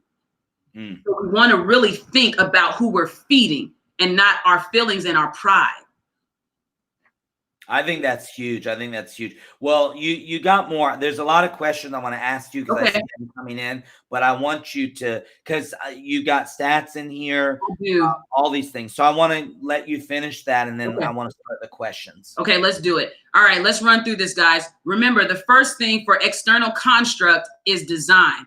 All right, so that's our identity and our logo. The second thing is drive. What are we doing? We're driving awareness. We're driving people. We're driving people to those platforms. Remember that we've established in the first part that we have decided this is the platform I'm going to use. So we drive awareness by what? We are either going to use email campaigns, or we're going to use social media, or even mailers. Now that's my last thing. Like, that's the last thing, even though they still work. Word of mouth is always a great one because people are sharing their experiences. What you'll notice and what you'll know that people will come once they hear other ones' testimonies and other people's experiences. Well, when I was on her live, she said X, Y, and Z, and immediately the Lord did heal my headache. Immediately I was set free. I felt the oppression leave. So again, when you capture those testimonies and you capture those things, then guess what happens? What happens from there is, oh, now I'm bringing awareness to this digital church that I'm building and this ministry. And now people are flooding to it. Why? Because you have an answer to a problem that they've been seeking out for. All right. So design and drive. Now, number 3. Now, here's a great churchy word: discern. All right. Discern what? Discern your neighboring builders. This is what I love most. I love collaboration. Collaboration is so important to me when it comes to the kingdom. I hate the division thing. Well, this is my tribe. This is my camp. This is how we do it. Oh, I'm this, throwing up gang signs. Everybody, to me, it's like church gangs. It's ridiculous. I don't like it. I don't think God does. And this is what I believe the enemy used to divide the church. Denominationalism. He uses. Now, I'm not against traditional things that keep us structured in the church as it relates to the word of God. Not against that. But when we start, being like gang members and we're rivalry, like, I can't preach for him, I can't preach for her, I don't do this, I'm not going to be on the same platforms with these people and that person and this person. And it's like, are we building the kingdom or are we building your kingdom? Let's figure that part out. All right. So it's important for you to discern your neighboring builders. All right. So people are afraid of that, but they're going to take my idea. Listen. To the pure, all things are pure. I believe you attract that then.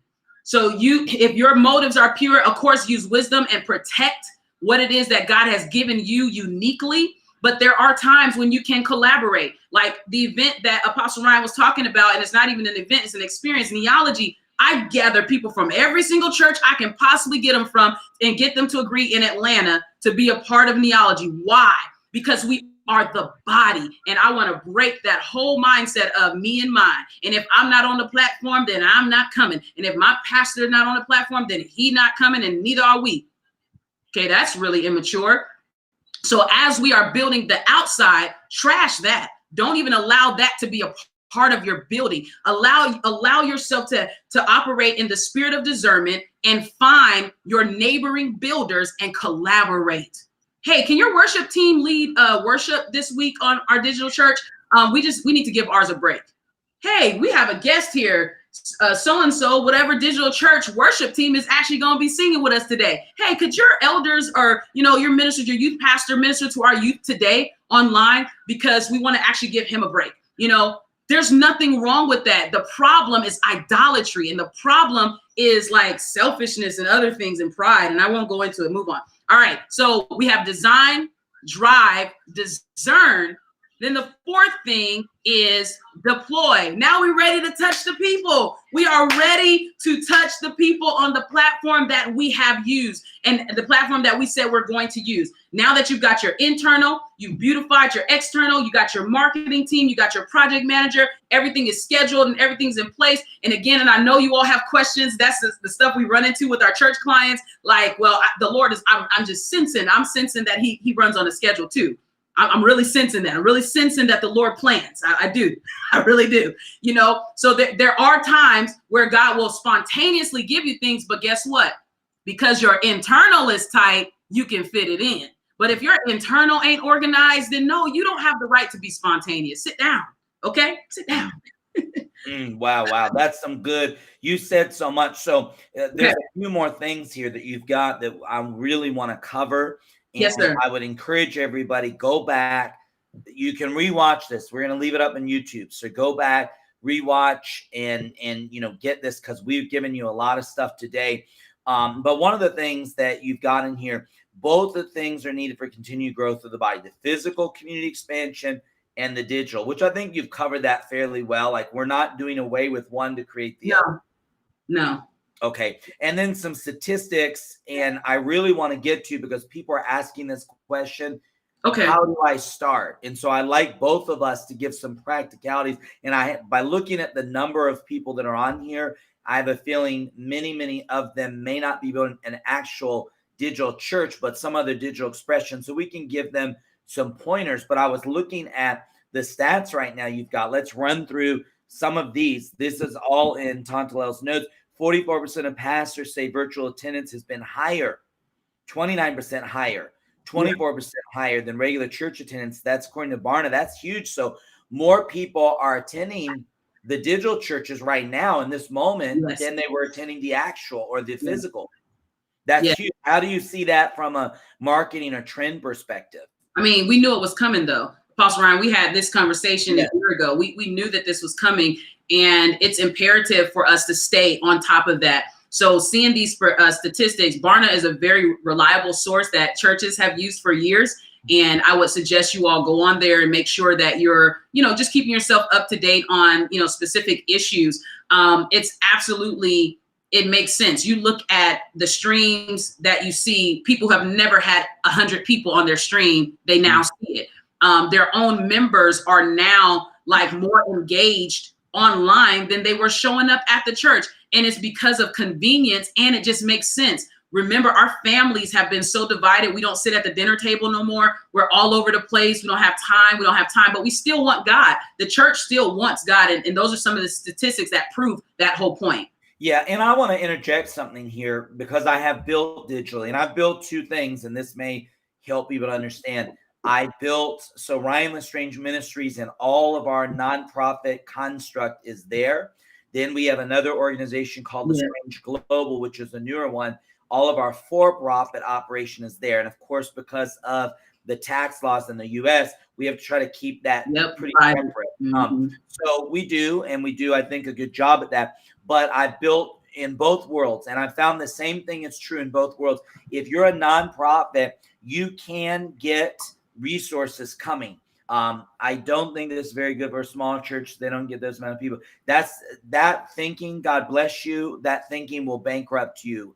If you cannot think that way, remember this. Remember that when I started, I had nothing. Yeah. So I've gone from nothing to hundreds of thousands of followers, and I never embraced that mindset. You can have a church of 5 people and you can build a digital church that reaches 5,000 people. Yeah. You might not be able to make the investment immediately in certain pieces of equipment, certain things. You might have to start on your phone. Absolutely.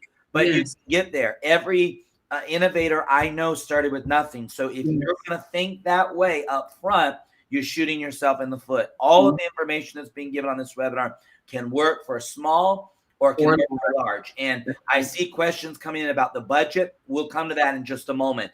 But what I want to say to you is that I have found both in the nonprofit and for-profit side of digital, you can have people connect financially. I know a friend of mine who has a media related business that has literally done $1 million online conferences. Now that's like the top end. I personally, we've done services online and conferences where the budget of that service or that conference was the equivalent of a physical one. And yet we were just a handful of people producing it. So it is there. And this leads me to the next stat you have. 2/3 of pastors, 64% reported monetary giving is down, 28% significantly, 36% slightly, while roughly a quarter claims giving has stayed the same. So trending, according to Barna, most of the church have experienced turbulence in this period of time that we're talking about, the COVID-19, if you're watching the replay. 13% has reported an increase, 4% significant, 9% slightly. And you write in your notes, and I want you to expound on this. This is because of the lack of understanding the difference between digital church and streaming a service. So you're saying the reason why some pastors are experiencing less giving is one reason. Now, I understand if someone in your church lost your job, whatever, we get that. But one reason is because you think they're not properly managing the digital church. How? Well, one of the things is not knowing the resources, not understanding that your church can have a Cash App, your church can have a PayPal, your church can have a text to give, and not being ready to introduce that. So think about it. 1 week we were in church and the next week we were mandated not to be. So between that week, 7 days, where was your media team or marketing team or administrative or project manager to tell you, like, these are the resources, because giving is important. It's what finances the move and the mobility of the kingdom. So when I was looking at the statistics on Barna, I was like, the problem is that the pastors did not institute this. They were still walking around handing envelopes and all of these things. And you have to start training people before we get to pandemics or before we get to emergencies. And so that's why it's important. And I even said it to Apostle Ryan several times. There's nothing wrong with you putting Cash Apps and PayPals on your lives. Like, do it, because you're, again, building the kingdom and you start to create a behavior. Well, in one of the guys in my network whose church is would be defined numerically is quite small, but he's got a great church. But his church, most of them were already giving digitally. So he actually told me we've had no turbulence whatsoever because the habits were formed there. So I think that's a big part of it. Let's break down some more. Someone asked, and I'll answer this, but we're not in Q&A yet. We're getting there. Did I start on my phone or camera? I started on my phone. I didn't have, when I first really started doing social media big, I didn't have the equipment. I had television equipment, but it was not set up. And really it could have been better, but it wasn't set up to stream immediately. So if I had really brought someone in my team to say, hey, we're going all online, we could have probably upped our game. But also I was traveling. So a lot of times I wasn't taking a crew with me to a hotel room. So I'm on my phone in the hotel room talking to my audience. So again, you can scale up. You can start small. You can build up. Please don't let a lack of resources stop you, because it shouldn't really. Just listen to what we're saying. Figure out how to get started. We're going to share some equipment thoughts in a moment. Let's go through the rest of these stats quickly. 64% of the U.S. 18 to 29-year-olds have dropped out of church. There you go again. People are not going to church. This is the thing that has frustrated me, is people saying, well, you shouldn't build a digital church. It's like saying, I want to catch fish, but I'm going to go cast my net on dry ground. It just doesn't make sense. And people will amen you if you're in religious settings and you say stuff like that, but it doesn't make sense. The United States currently has 230 million Christians, 2.3 billion Christians worldwide, 7.75 billion population, 5.19 billion mobile users, 4.54 billion internet users, 3.8 billion active social media users. The average internet use is 6 hours, 45 minutes a day. Most web traffic is mobile, for 53%, and the rest of the population using laptops, devices. 89% of the population uses mobile apps to communicate, to chat, social network, social media streaming platforms. YouTube, 2 billion. Facebook, 1.9 billion. Instagram, 928.5 million. And you've got other ones. So all of that says to us this: people are online. Like, you can't debate it. So it makes perfect sense to be online. And I think we've proven our case in that. So I love that you've got resources. Let's talk about this for a minute. You've got your list. I won't read off your whole list, but tell us about these resources that we need to know. How do I get started? That's a big question people are asking, is how do I get started? And then we'll leave maybe 15 minutes or so for more questions, but tell us the resources and how do we get started? Cool beans. So there's a lot of resources, and I know there are questions about smaller ministries that are starting out. There are free resources like OBS. And again, let me back up. Google, number one. All right. So if you have access to the internet, Google is so awesome. My project manager, she laughs at me because I type full sentences. When I'm looking for something, I completely type the whole thing, and she laughs, but I get exactly what I'm looking for rather than typing a word. So if you're looking for certain things and you don't really know what to call it, type the whole sentence. Google is going to find it for you. All right. But OBS is a operating system. It's an open source operating system that allows you to stream and to create like lower thirds, kind of like what you see here, but more creatively. It gives you more creative freedom. So that allows you to do things that you would normally have to pay for. So of course, if you have a creative niche and you can do it yourself, OBS is perfect for you. You have a great camera or a web camera, it'll connect, and it connects directly to Facebook. It's just a few things, and they have all the instructions online. So easy. Ecamm is one of my favorites. I like Ecamm because I'm able to put inside a lot of my pre-recorded videos and do all of that stuff. Switcher, let's see, portable church kits. That's if you ready, you got a good budget. Portable church kits. It's small, but it allows you to literally set your church up, your digital church. They tell you and they give you everything. All you have to do is search these words. All right. So I'm not going to give you all the links and anything like that. You can use things for communication and community like WhatsApp, Google Hangouts, Discord. I haven't really got into Discord, but I heard it's pretty cool. You can use GroupMe. I do use GroupMe still. A little old school, still use that. Asana is our favorite tool to use. We use that for all of our project management. Slack, of course. Facebook groups, it's free. YouVersion, it's free. You can start groups and prayer groups and all kind of stuff on YouVersion. So there's a number of things and resources for those of you who are saying, well, I don't have the money, but you have a laptop and it has a camera. All right, just make sure there's no grease on your thumb. You wipe the camera, the lens off so you don't look smeared up.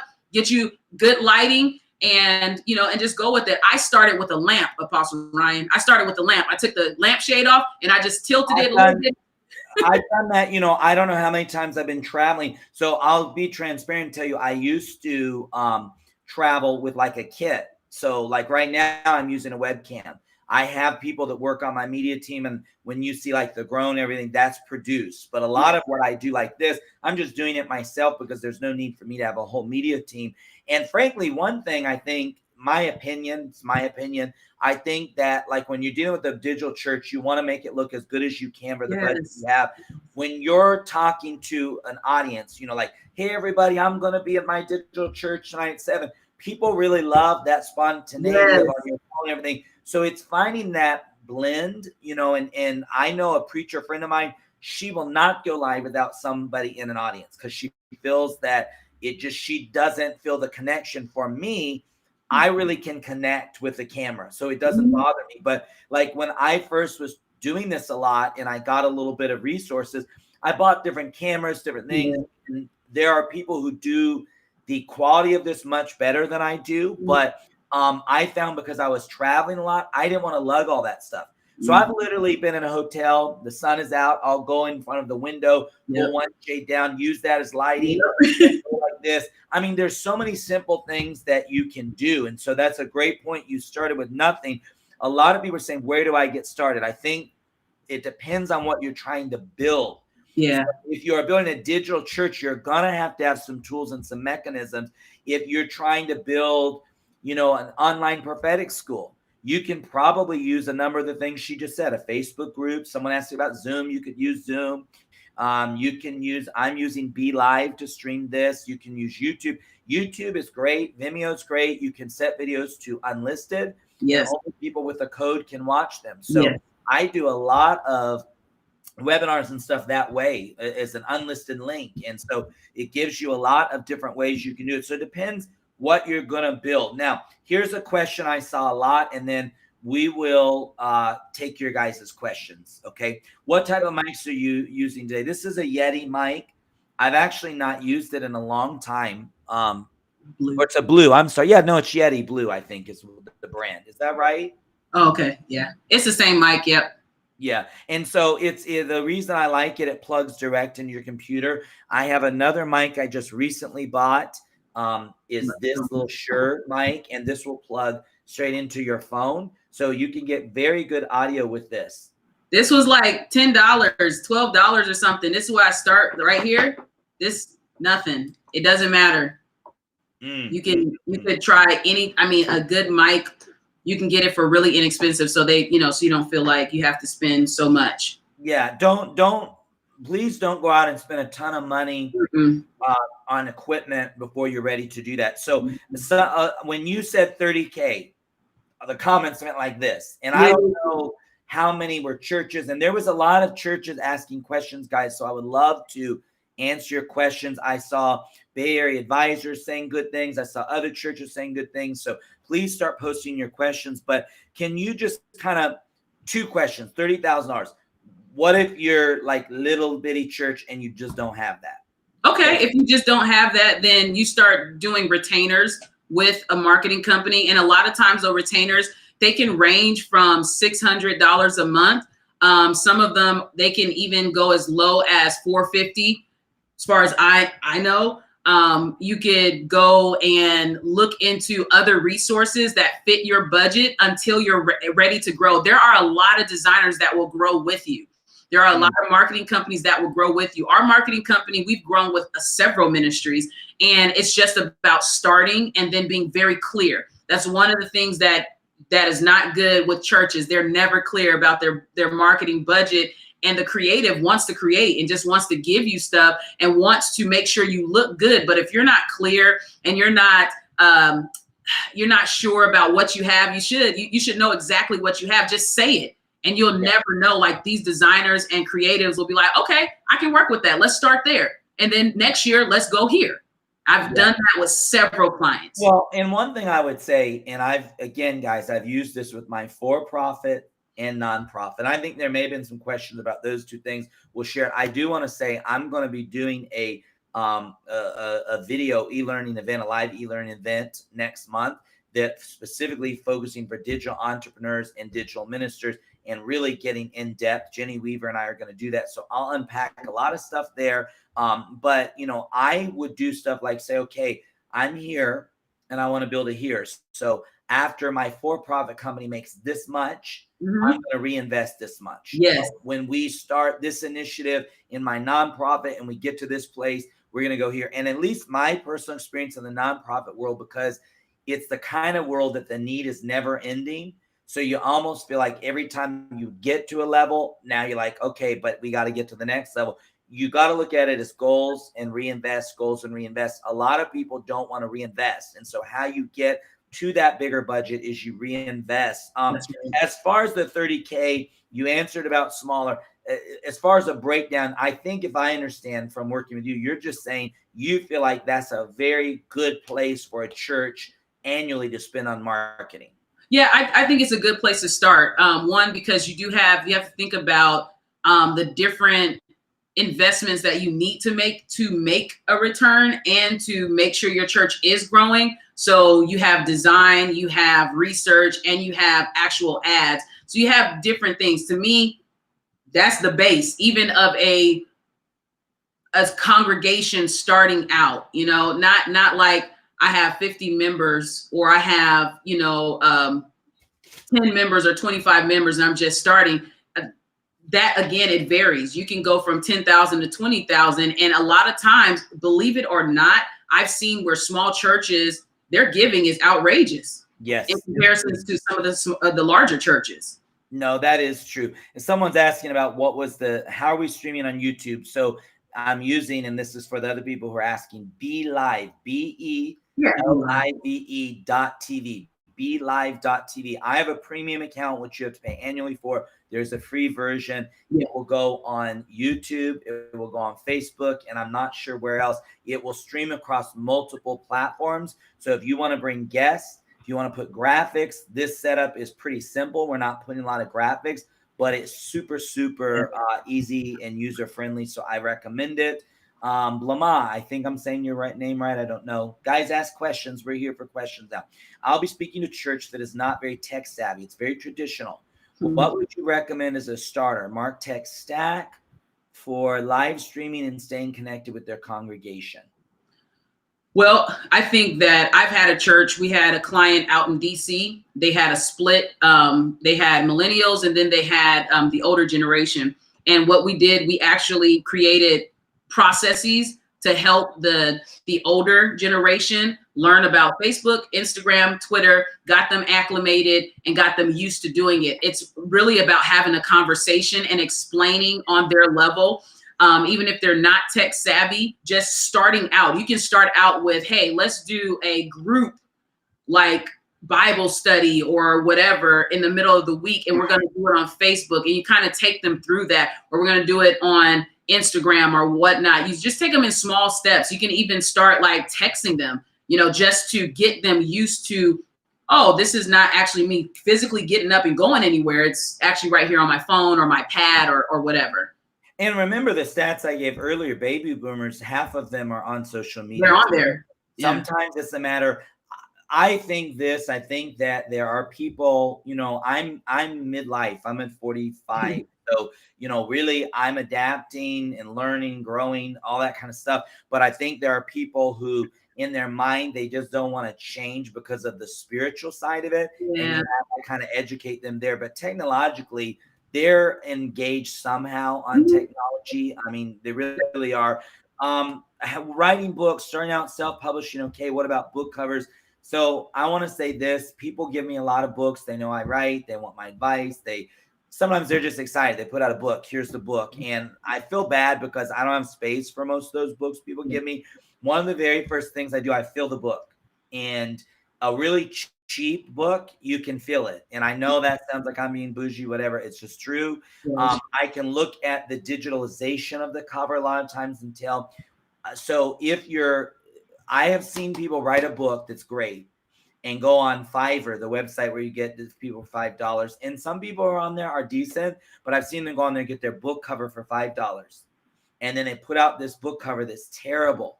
And the content is great. The book cover is really important. This is a big area. I've gotten in fights. My publisher, actually, one of my upcoming books, I'm not a big fan of the cover, but the marketing department prevailed upon me. And I said, I'm going to submit to it and hope y'all are right on this one. But covers are important. Quality is important. You need to hire a good graphic designer. One of the best things I found with books, because I've self-published books and I have had people say, oh, I use this company.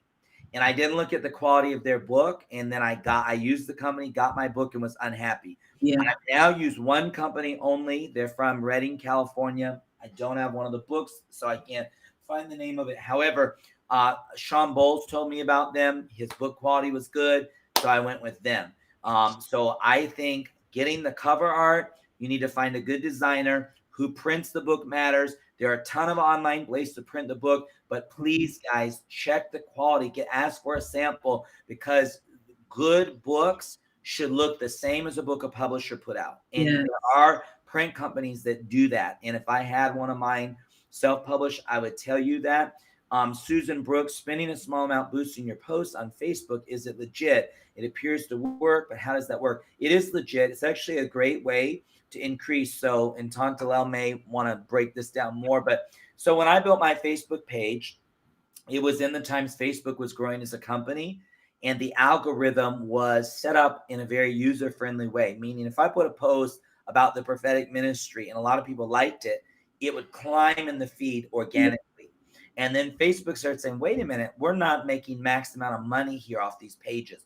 So we're going to create an algorithm that what runs the back end, the mathematic equations, an algorithm that essentially favors paid content on pages. So that is when I started seeing, even on my own page, my numbers of growth, like it was going like this in the organic days. You could build a page and get to 50,000 followers like this. Now it's extremely hard. So the reason it's so hard is because they're monetizing everything. So that boosted post, in layman's terms, it makes it sticky, where it's showing up in a lot of people's feeds. You can do it as a layperson who doesn't know what you're doing, and it will work for you for a few dollars. Don DeLelle say no. We can disagree. If you don't have a budget, I'm saying, and you're just getting. Yeah, if you don't have a budget, yes. But I have a full-time social media marketing person, and for my book company, Lestrange Global, that's been the difference. I'm not going to tell you numbers, but we went from little to a lot, and the media part of it is a big part. You want to say something? That's what I was going to say, because I think he's great. Like, you need that. We were just talking to him the other day about that. And to your question, yes, you can start with little, and I would say start with little and not a lot. A lot of people will start and they were like, I'm gonna put $50 on here. I'm gonna put $100 for my ad, and it's like, you may not get what you're looking for if you don't know how to place the ad back there. You will get some traction, you will get some likes, but the bigger thing is getting them to hit an action, getting them to click on a link, getting them to fill out the form. And there's a formula behind that. And hiring a social media analyst, it really is a game changer. And I will say, from a business perspective, it is worth the investment. We've been talking to him about making that investment ourselves with our ministry as well as the business, because it's like we know so much about research, but there's a formula that they actually use in order to get people to click. It's different. Like, we're getting the traction, but it's the clicking part, It was a game changer for Lestrange Global and so many things we did. So absolutely. Okay, we got a lot of questions, so we can have speed answers now. How long should a live teaching be with everyone streaming? People's attention span are shorter. What do you think for a live teaching? I mean, you can go 20, 30 minutes. It depends on your audience. People will stay and listen to you for an hour or more. Yeah, my audience sticks around. I try to stick about the 30-minute range. Now we do the grown is longer because it's a whole service. Is it better to have your name as the name of ministry or stay with the generic church name? I think for me, it depends on what you're building. The reason my travel ministries, Ryan Lestrange Ministries, is because I just didn't feel it necessary to create a separate brand than like our Hubs brand and all that. So my opinion is depends on what you're building.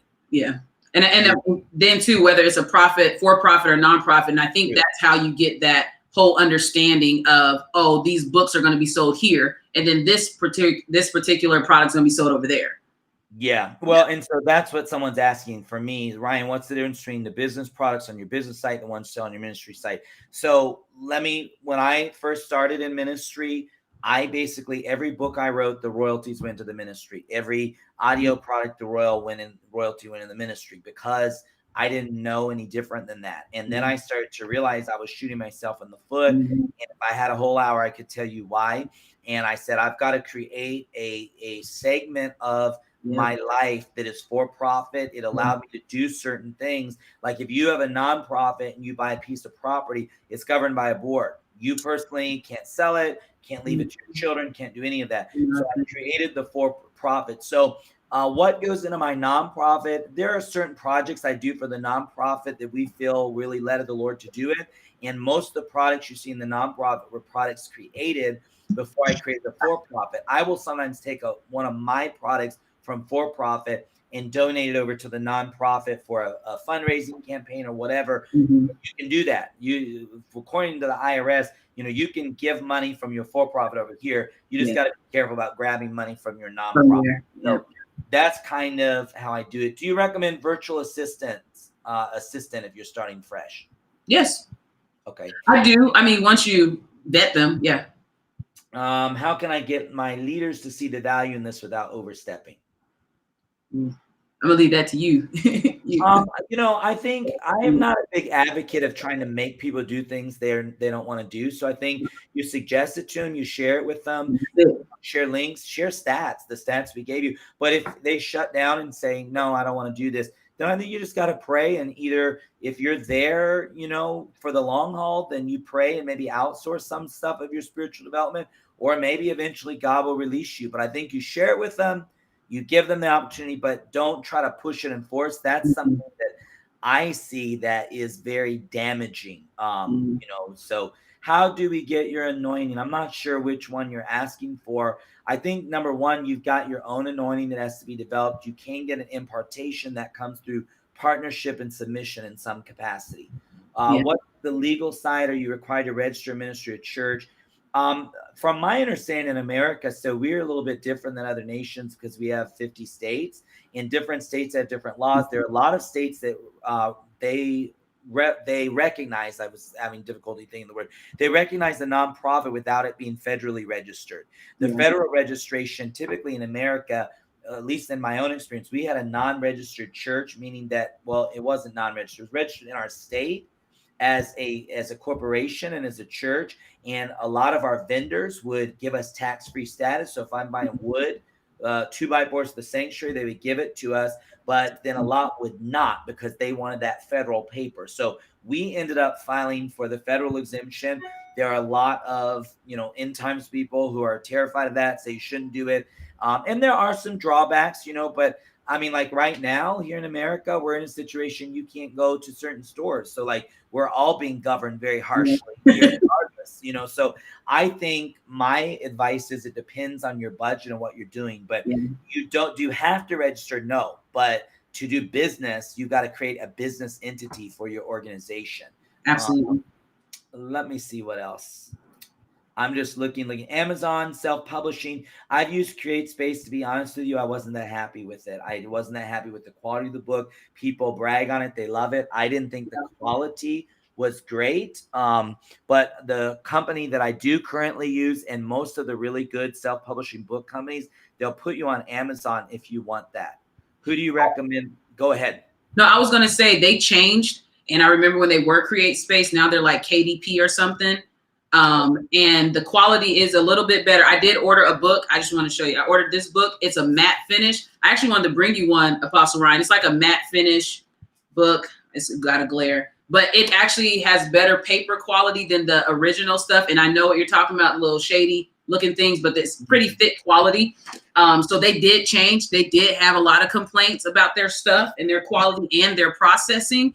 It definitely, if you don't have a budget, I would say start there, because you're not getting anything. There's nothing coming out of your pocket originally. And to Apostle Ryan's point, previously, no, but now it's definitely a lot better.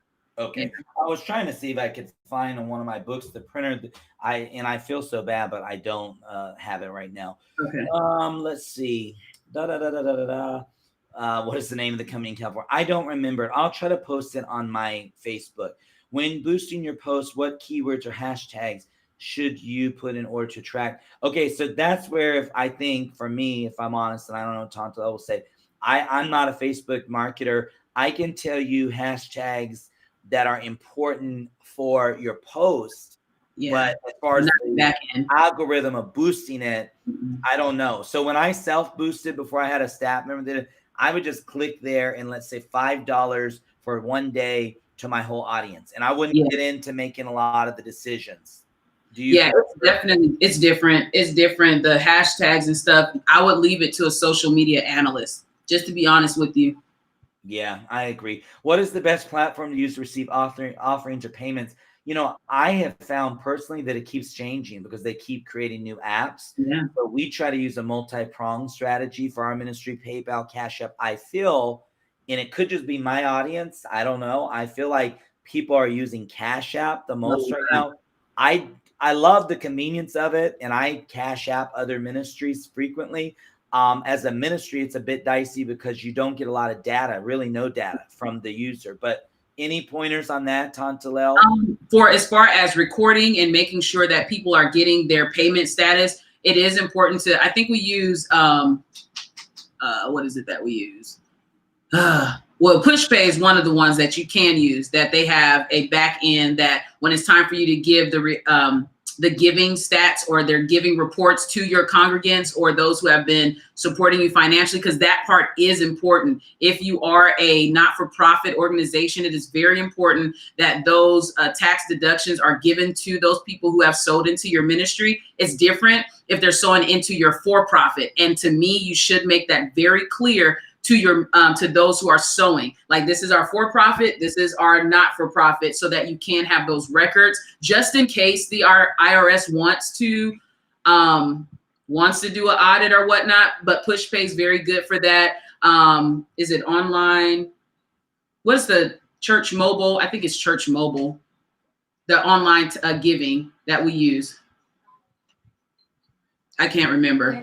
Planning Center. That's old school. Planning Center. Yep.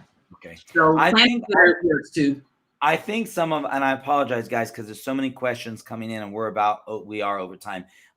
So many of the questions have disappeared on me. It's like they went up in the feed. So I'll have to just answer the newer ones. How do you advise practice laying on hands while you're building digital ministry? We do digital altar calls. So if you're healing, Oral Roberts was the inventor of this in media. He'd put his hands up and tell people, put your hands on your screen. So, you can say, we're going to pray for everyone with back pain. Put your hand on your back. Or if you want to be saved, we're going to lead you in a prayer. Type in, I just prayed, or get a text program they can text.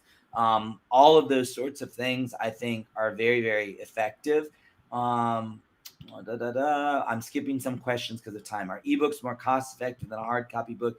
Your investment is less because you don't have printing. So, you only have the design and formation and then the delivery of the book.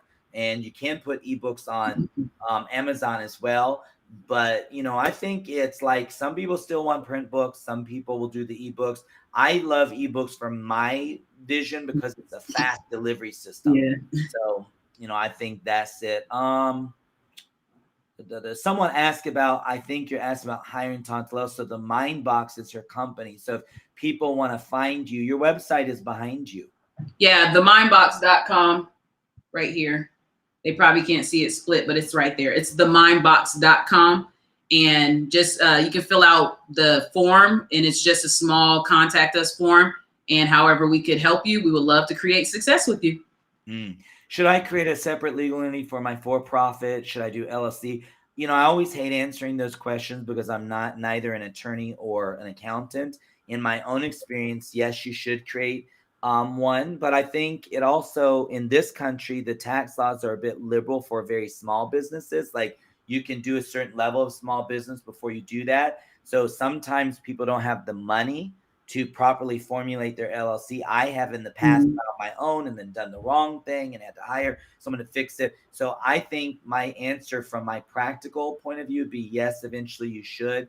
Up front, it probably depends on how much money you're going to do. If you're going to sell 2 books and make $500 each, that's probably not that big of a deal because you can just report that in your tax filing. But if you're going to try to get scalability up to the hundreds of thousands of dollars or even $100,000, your tax burden personally on that is going to be huge. You're going to pay a ton. Whereas if you file the right, like, one entity that's really good is an S Corp in America because it allows you to pay taxes on your profit, not the whole thing. And you'd be amazed operating a business. You could take in $300,000, but you spend $150,000. So if you get taxed on the 300 versus the 150, it's not good. Not good. Not good. If you're a licensed minister by a church, but now you need to start your ministry, do you have to be registered as a pastor? From my experience, it depends on what you're going to do. Like, to perform marriage ceremonies, you do certain things you need to be registered, hospital visits. So that depends on what you're going to do. If you're going to just preach, not necessarily do you have to. Should my church invest in streaming hardware instead of using OBS? Say it one more time. Should my church invest in streaming hardware instead of doing OBS? If you have the budget, absolutely. OBS is fine, though. I mean, it's fine if you have the tech savvy person that would, be able to go in there and create stuff. But if you have a budget for an actual system, always go for what's best. Always go for what's going to make you look better. That's my opinion. Mm-hmm. I got a vision from the Lord, what I want to do. Should I be nonprofit, for profit? Again, it matters on long-term what you're going to do. So if you're going to create a ton of intellectual content people are going to buy, I would advise for profit. If you're going to preach, pray, prophesy, nonprofit. And there would be variances on that. It really depends on what you're going to do. You need to know what you're going to do, and you need to get proper legal advice, especially because some people on here are international, so it gets more dicey. It doesn't work too good paying for the ads. I don't think it really goes out of the way. They say I have Susan, with all due respect, that's just not true. I've got a page of 170,000 followers. I have a full-time ad rep. I could show you back in numbers. Now, if you have 700 followers, that's probably a bit of the problem, because you got to imagine your marketing pool at that point is low. But I can guarantee you, and if you're doing it yourself, again, you don't know the algorithms, just like I don't. So your post may not be as sticky. So it just depends. It also depends on what you're boosting. If a post, like boosting a post, for example, if a post would not go viral on its own, like people are just not that engaged with it, boosting it's not going to create a ton more engagement. So that all matters as well. Do not boost posts early on. It'll burn through money. Yeah, I mean, I think hire a social media analyst and you will stop wasting your money. I'm so serious. Yeah, and you can get a lot of social media analysts for inexpensive. Yes. How do you determine which medium is best to deliver your paid content online course? To determine which media is best, there's a million choices. So I do it in a way that works for me, but I do it very differently from most of my friends. Most people now are using things such as Teachable, Patreon, different systems like that. Again, your budget matters. If you got no budget, you probably don't want to go out and pay a very expensive service and a camera. So Zoom can work really good. You share with all of your people that follow you, hey, I'm going to do an equipping on Friday, whatever, on this subject. And then you give them a chance to register and you build up from there. You have anything to add to that, Tantalel? No, absolutely. I mean, I agree with you. Just start where you are. And there are so many resources that as soon as your budget, and Teachable is not that expensive a month. I think if you start with the Pro, it may be like $24 a month.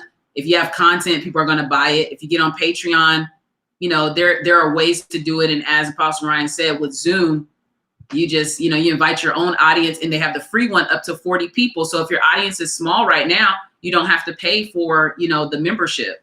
I've changed technologies as my budget has grown, and I'll probably do that. But I also don't spend money uselessly or needlessly. I had someone who I think is brilliant tell me to hire a particular production company, do my e-course, all this, and I looked at the cost and was just like, it doesn't make sense, because this is what I'm generating with what I'm using now. It's going to look 100 times better if I do it this way, but it's not going to change my revenue. So all I'm going to do is really lose profit here. So to me, no. Okay, for Facebook, is there such a thing as posting too much? How many lives per week is good?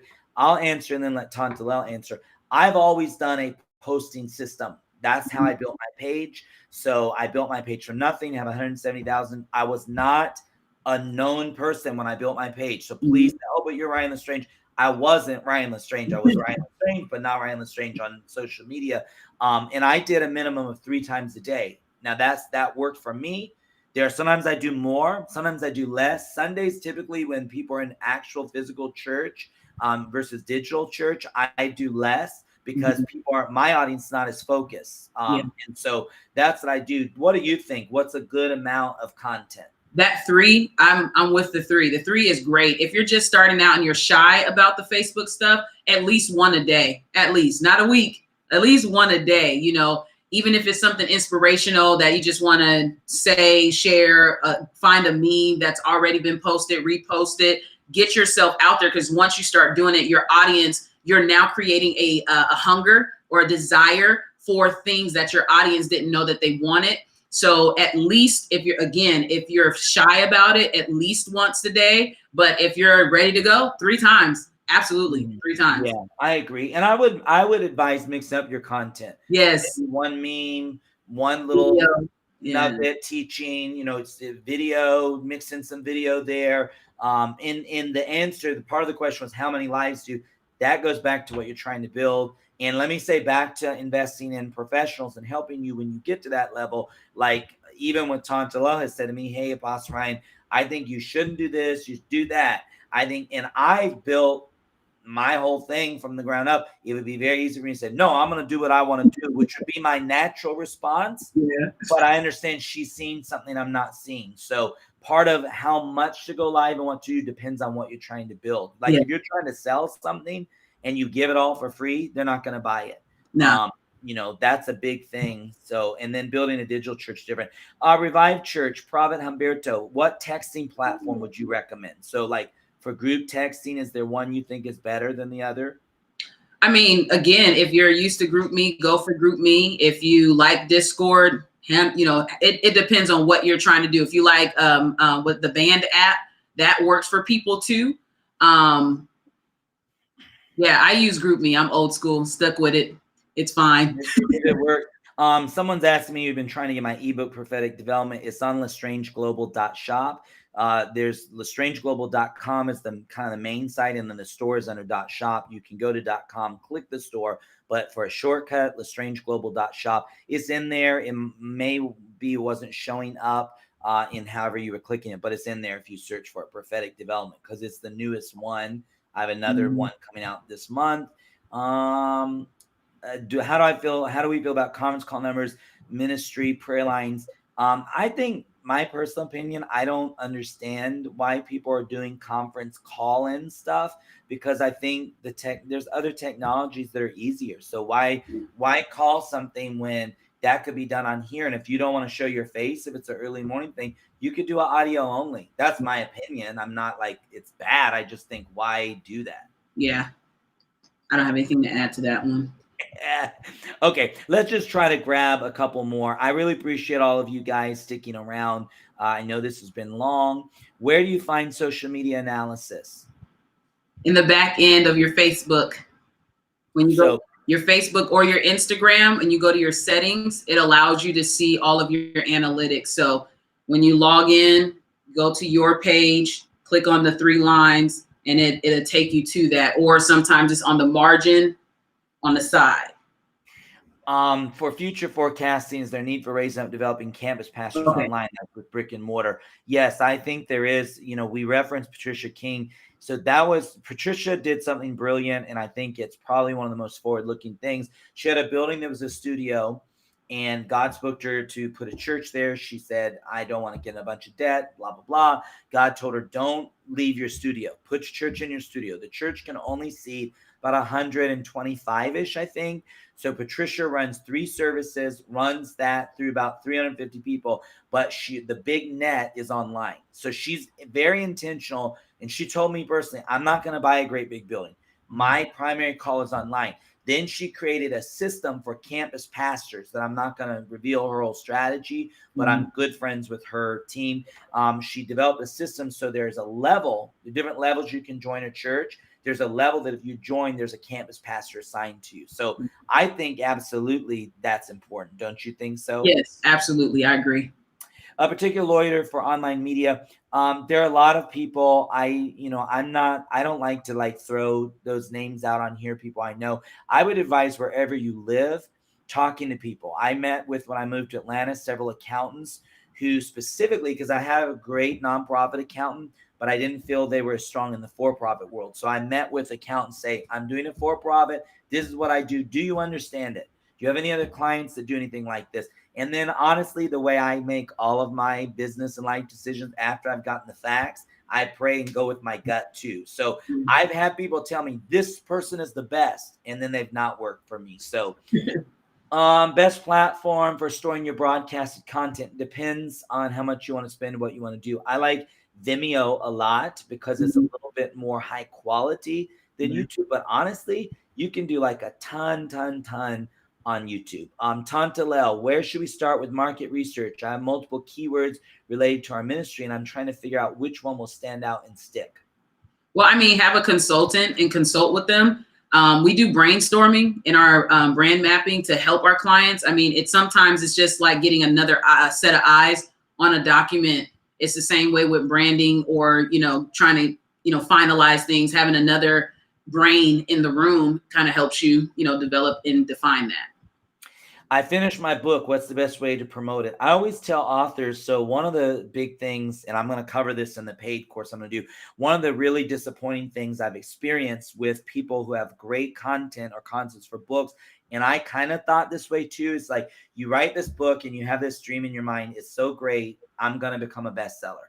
And even in the Christian publishing world, there's so much noise right now. There's so much content. There's so many people that it's very hard to break through. And truthfully, in my own experience, and they'd all get mad at me for saying this, but the traditional publishers are actually struggling, I think, to keep up with this world we're talking about. Yes, they are. Yeah, they really are. And so, a Bishop Jakes, he can write a book on fishing and it's going to sell 1 million copies because he has his platform. And so what people are mistaken by is they think he's selling those books because of the book alone. It may be content partially, but it's his name. Yeah. It's his picture. It's his brand, which is what we've been talking about. So it's very imperative you don't get the idea, if I write this great book, I'm going to be the next bestseller. It could. I've known people that's happened to, but it's rare. Typically, it's the long haul. It's building your voice. So where to start marketing? Start marketing to people who, they listen to what you're talking about. So you're writing a prophetic book, maybe try to get an article on Elijah List. Maybe try to pitch something to charismamag.com. 90% of those are going to get turned down, but 10% are going to, hey, this is a great article. We'll put it on. Where you can go definitively is online. People send me tons of stuff. I hate to say this. I don't get to read much of it because it's so much. But, I've told authors, hey, if I'm preaching a conference and you just think I've got to see your book, run up to me on my way out. I mean, you're trying to get started. You're trying to get out there. Sometimes I've endorsed people's books that I don't really know them very well because I thought the concept was great. So you can always email people. You can reach out. The worst thing anyone can ever say to you is no. But if you get 100 no's and 1 yes, it's worth it. But start online. Start with your audience. I have one of my spiritual sons texting me since we're on this. He built a Facebook page from nothing a few weeks ago. I think he's got it up to about 2,000. He just had a video that went to 40,000. That's bigger than some of my videos. Wow. And he's in his 20s. And he had a good message. Something caused it to go viral. So get out there and promote it on your social media. What advice can you give if someone wants to build a miracle media? I think personally, we've not seen that done a lot on social media. The last big miracle mantle we've seen is Pastor Benny Hinn. I think that Todd White, when he was really doing the on the street stuff, that was new, that was breathtaking. So I think that's a great concept. You got to figure out, is this more of a YouTube, figure out where, but I think get the teaching and the miracles. And you're going to get a lot of hate from the evangelical non-spirit-filled community, but understand, if they're talking about you, this is the thing I had to learn.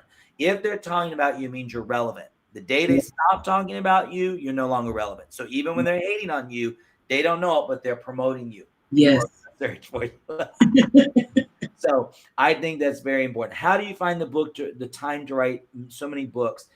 It's hard. I'm going to be honest with you. It's hard. I didn't think I could do it. I wanted to quit 1,000 times. I create schedules. I write 2 ways: schedule and inspiration. So that's why I love the ebooks. I write a ton of those by inspiration. I got a 48-hour window. I get an idea. Boom, I write it. But my big books, I schedule. I'm going to write this book. It needs to be this many words. It's going to take me this many days. And I literally schedule it in the calendar. Some days are better than other days. So, okay, let's try to just get 2 questions. So, Tantala, is there any question you want to answer that I didn't read off? I think somebody said, how do you find your voice? Okay, I wanted to say, I'm going to take it all the way back to author. You got to believe in yourself. That's the place to start. The moment that you believe in yourself, you'll find your voice, and then you start to develop it because you believe in it. Believe this, like Apostle Ryan was just saying.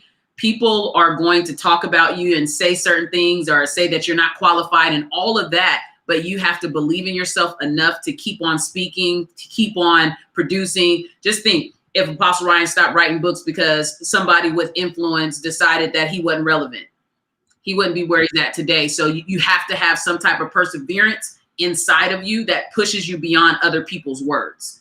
Yeah. Jose, yes, you can translate and promote this content in Spanish. That's fine with us. Everybody asking, you will be able to watch a replay. This will be archived in YouTube. Last thing I'm going to say, and then Tanta Lel can close us out, is that capping on what she said, the Media Mountain is glorious when you begin to connect to groups of people. You begin to realize, hey, I'm a housewife and I'm connecting to people in Australia. It's a powerful thing. Pastors, when you begin to build your digital church, you're going to be so encouraged. It may not be immediately, but as it grows, you're going to be blown away. Like, man, I have a church of 50 people, but now suddenly 1,000 people are watching my videos. But also understand this, the Media Mountain is filled with demons as well. And one of the hardest things that happened to me, both when I went on television and then online, is that people would blog about me. They would write lies. This is true.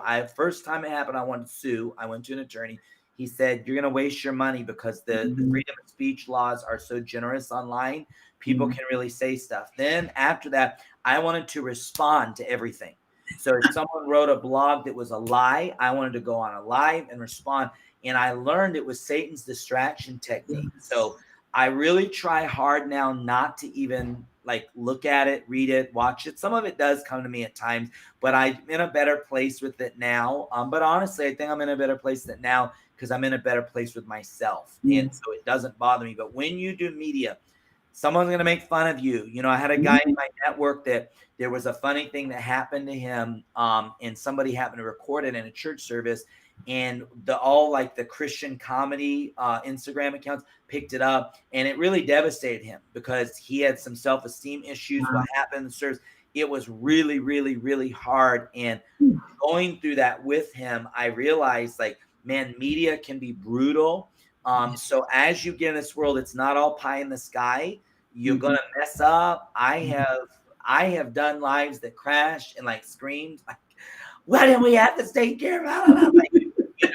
I have written articles and gotten a typo that managed to make it through an edit. Any mistake you can make, I've made them. And I'm a person that tries to give my best. So it's been devastating for me at times, but I've had to realize, just stick with it. Just be faithful, do it, and realize that if God anoints you, he's going to bless you. There's a blessing of reaching people on the other side of this. So I want you to look out for my announcement that is coming in the next few days about the e-learning event I'm going to do. Tantala, I did notice somebody saying they were trying to get on your site and having an issue. I don't know if you saw that. It should be themindbox.com. Okay. So, one thing we didn't really answer is that people do create fake pages. They send messages to people saying I have an orphanage, get money. And then that hurt my feelings. And I'd be like, oh my gosh, people think I'm doing this. I can't control any of that. So never allow yourself to be overly affected by things you can't control. But people are asking, where can you find a digital media analyst? I mean, I would advise going to Google, as Tantalel said, Googling it. I have someone that I use. I don't have time to put all of the information. Well, I could tell you the email because I don't think he'd mind. Yeah. I was saying, that's the person. My guy, Luke Sanford, does great. And you could email him, Luke@RyanLestrange.com, Luke, Luke@RyanLestrange.com. So, Tantalel, I feel like we went north to south, east to west. All over. Anything you want to? Nothing. I mean, this was great. I hope the information was impactful enough for you all to make a decision to, to not be fearful, to not be afraid, to harness your voice, what it is that God gave you. And again, like I stated at the beginning, that we are not going to be afraid of making money from ministry, that we're not going to be afraid of just getting out there. As Apostle Ryan said, the Media Mountain is a beast. And if you can't handle the small things right now, it'll rip you to shreds. So just, continue to pray in the Holy Ghost, know your voice, Know who you are. I believe Apostle Ryan's strategy of just pretty much ignoring the negativity and focusing in on your purpose is what's going to keep you.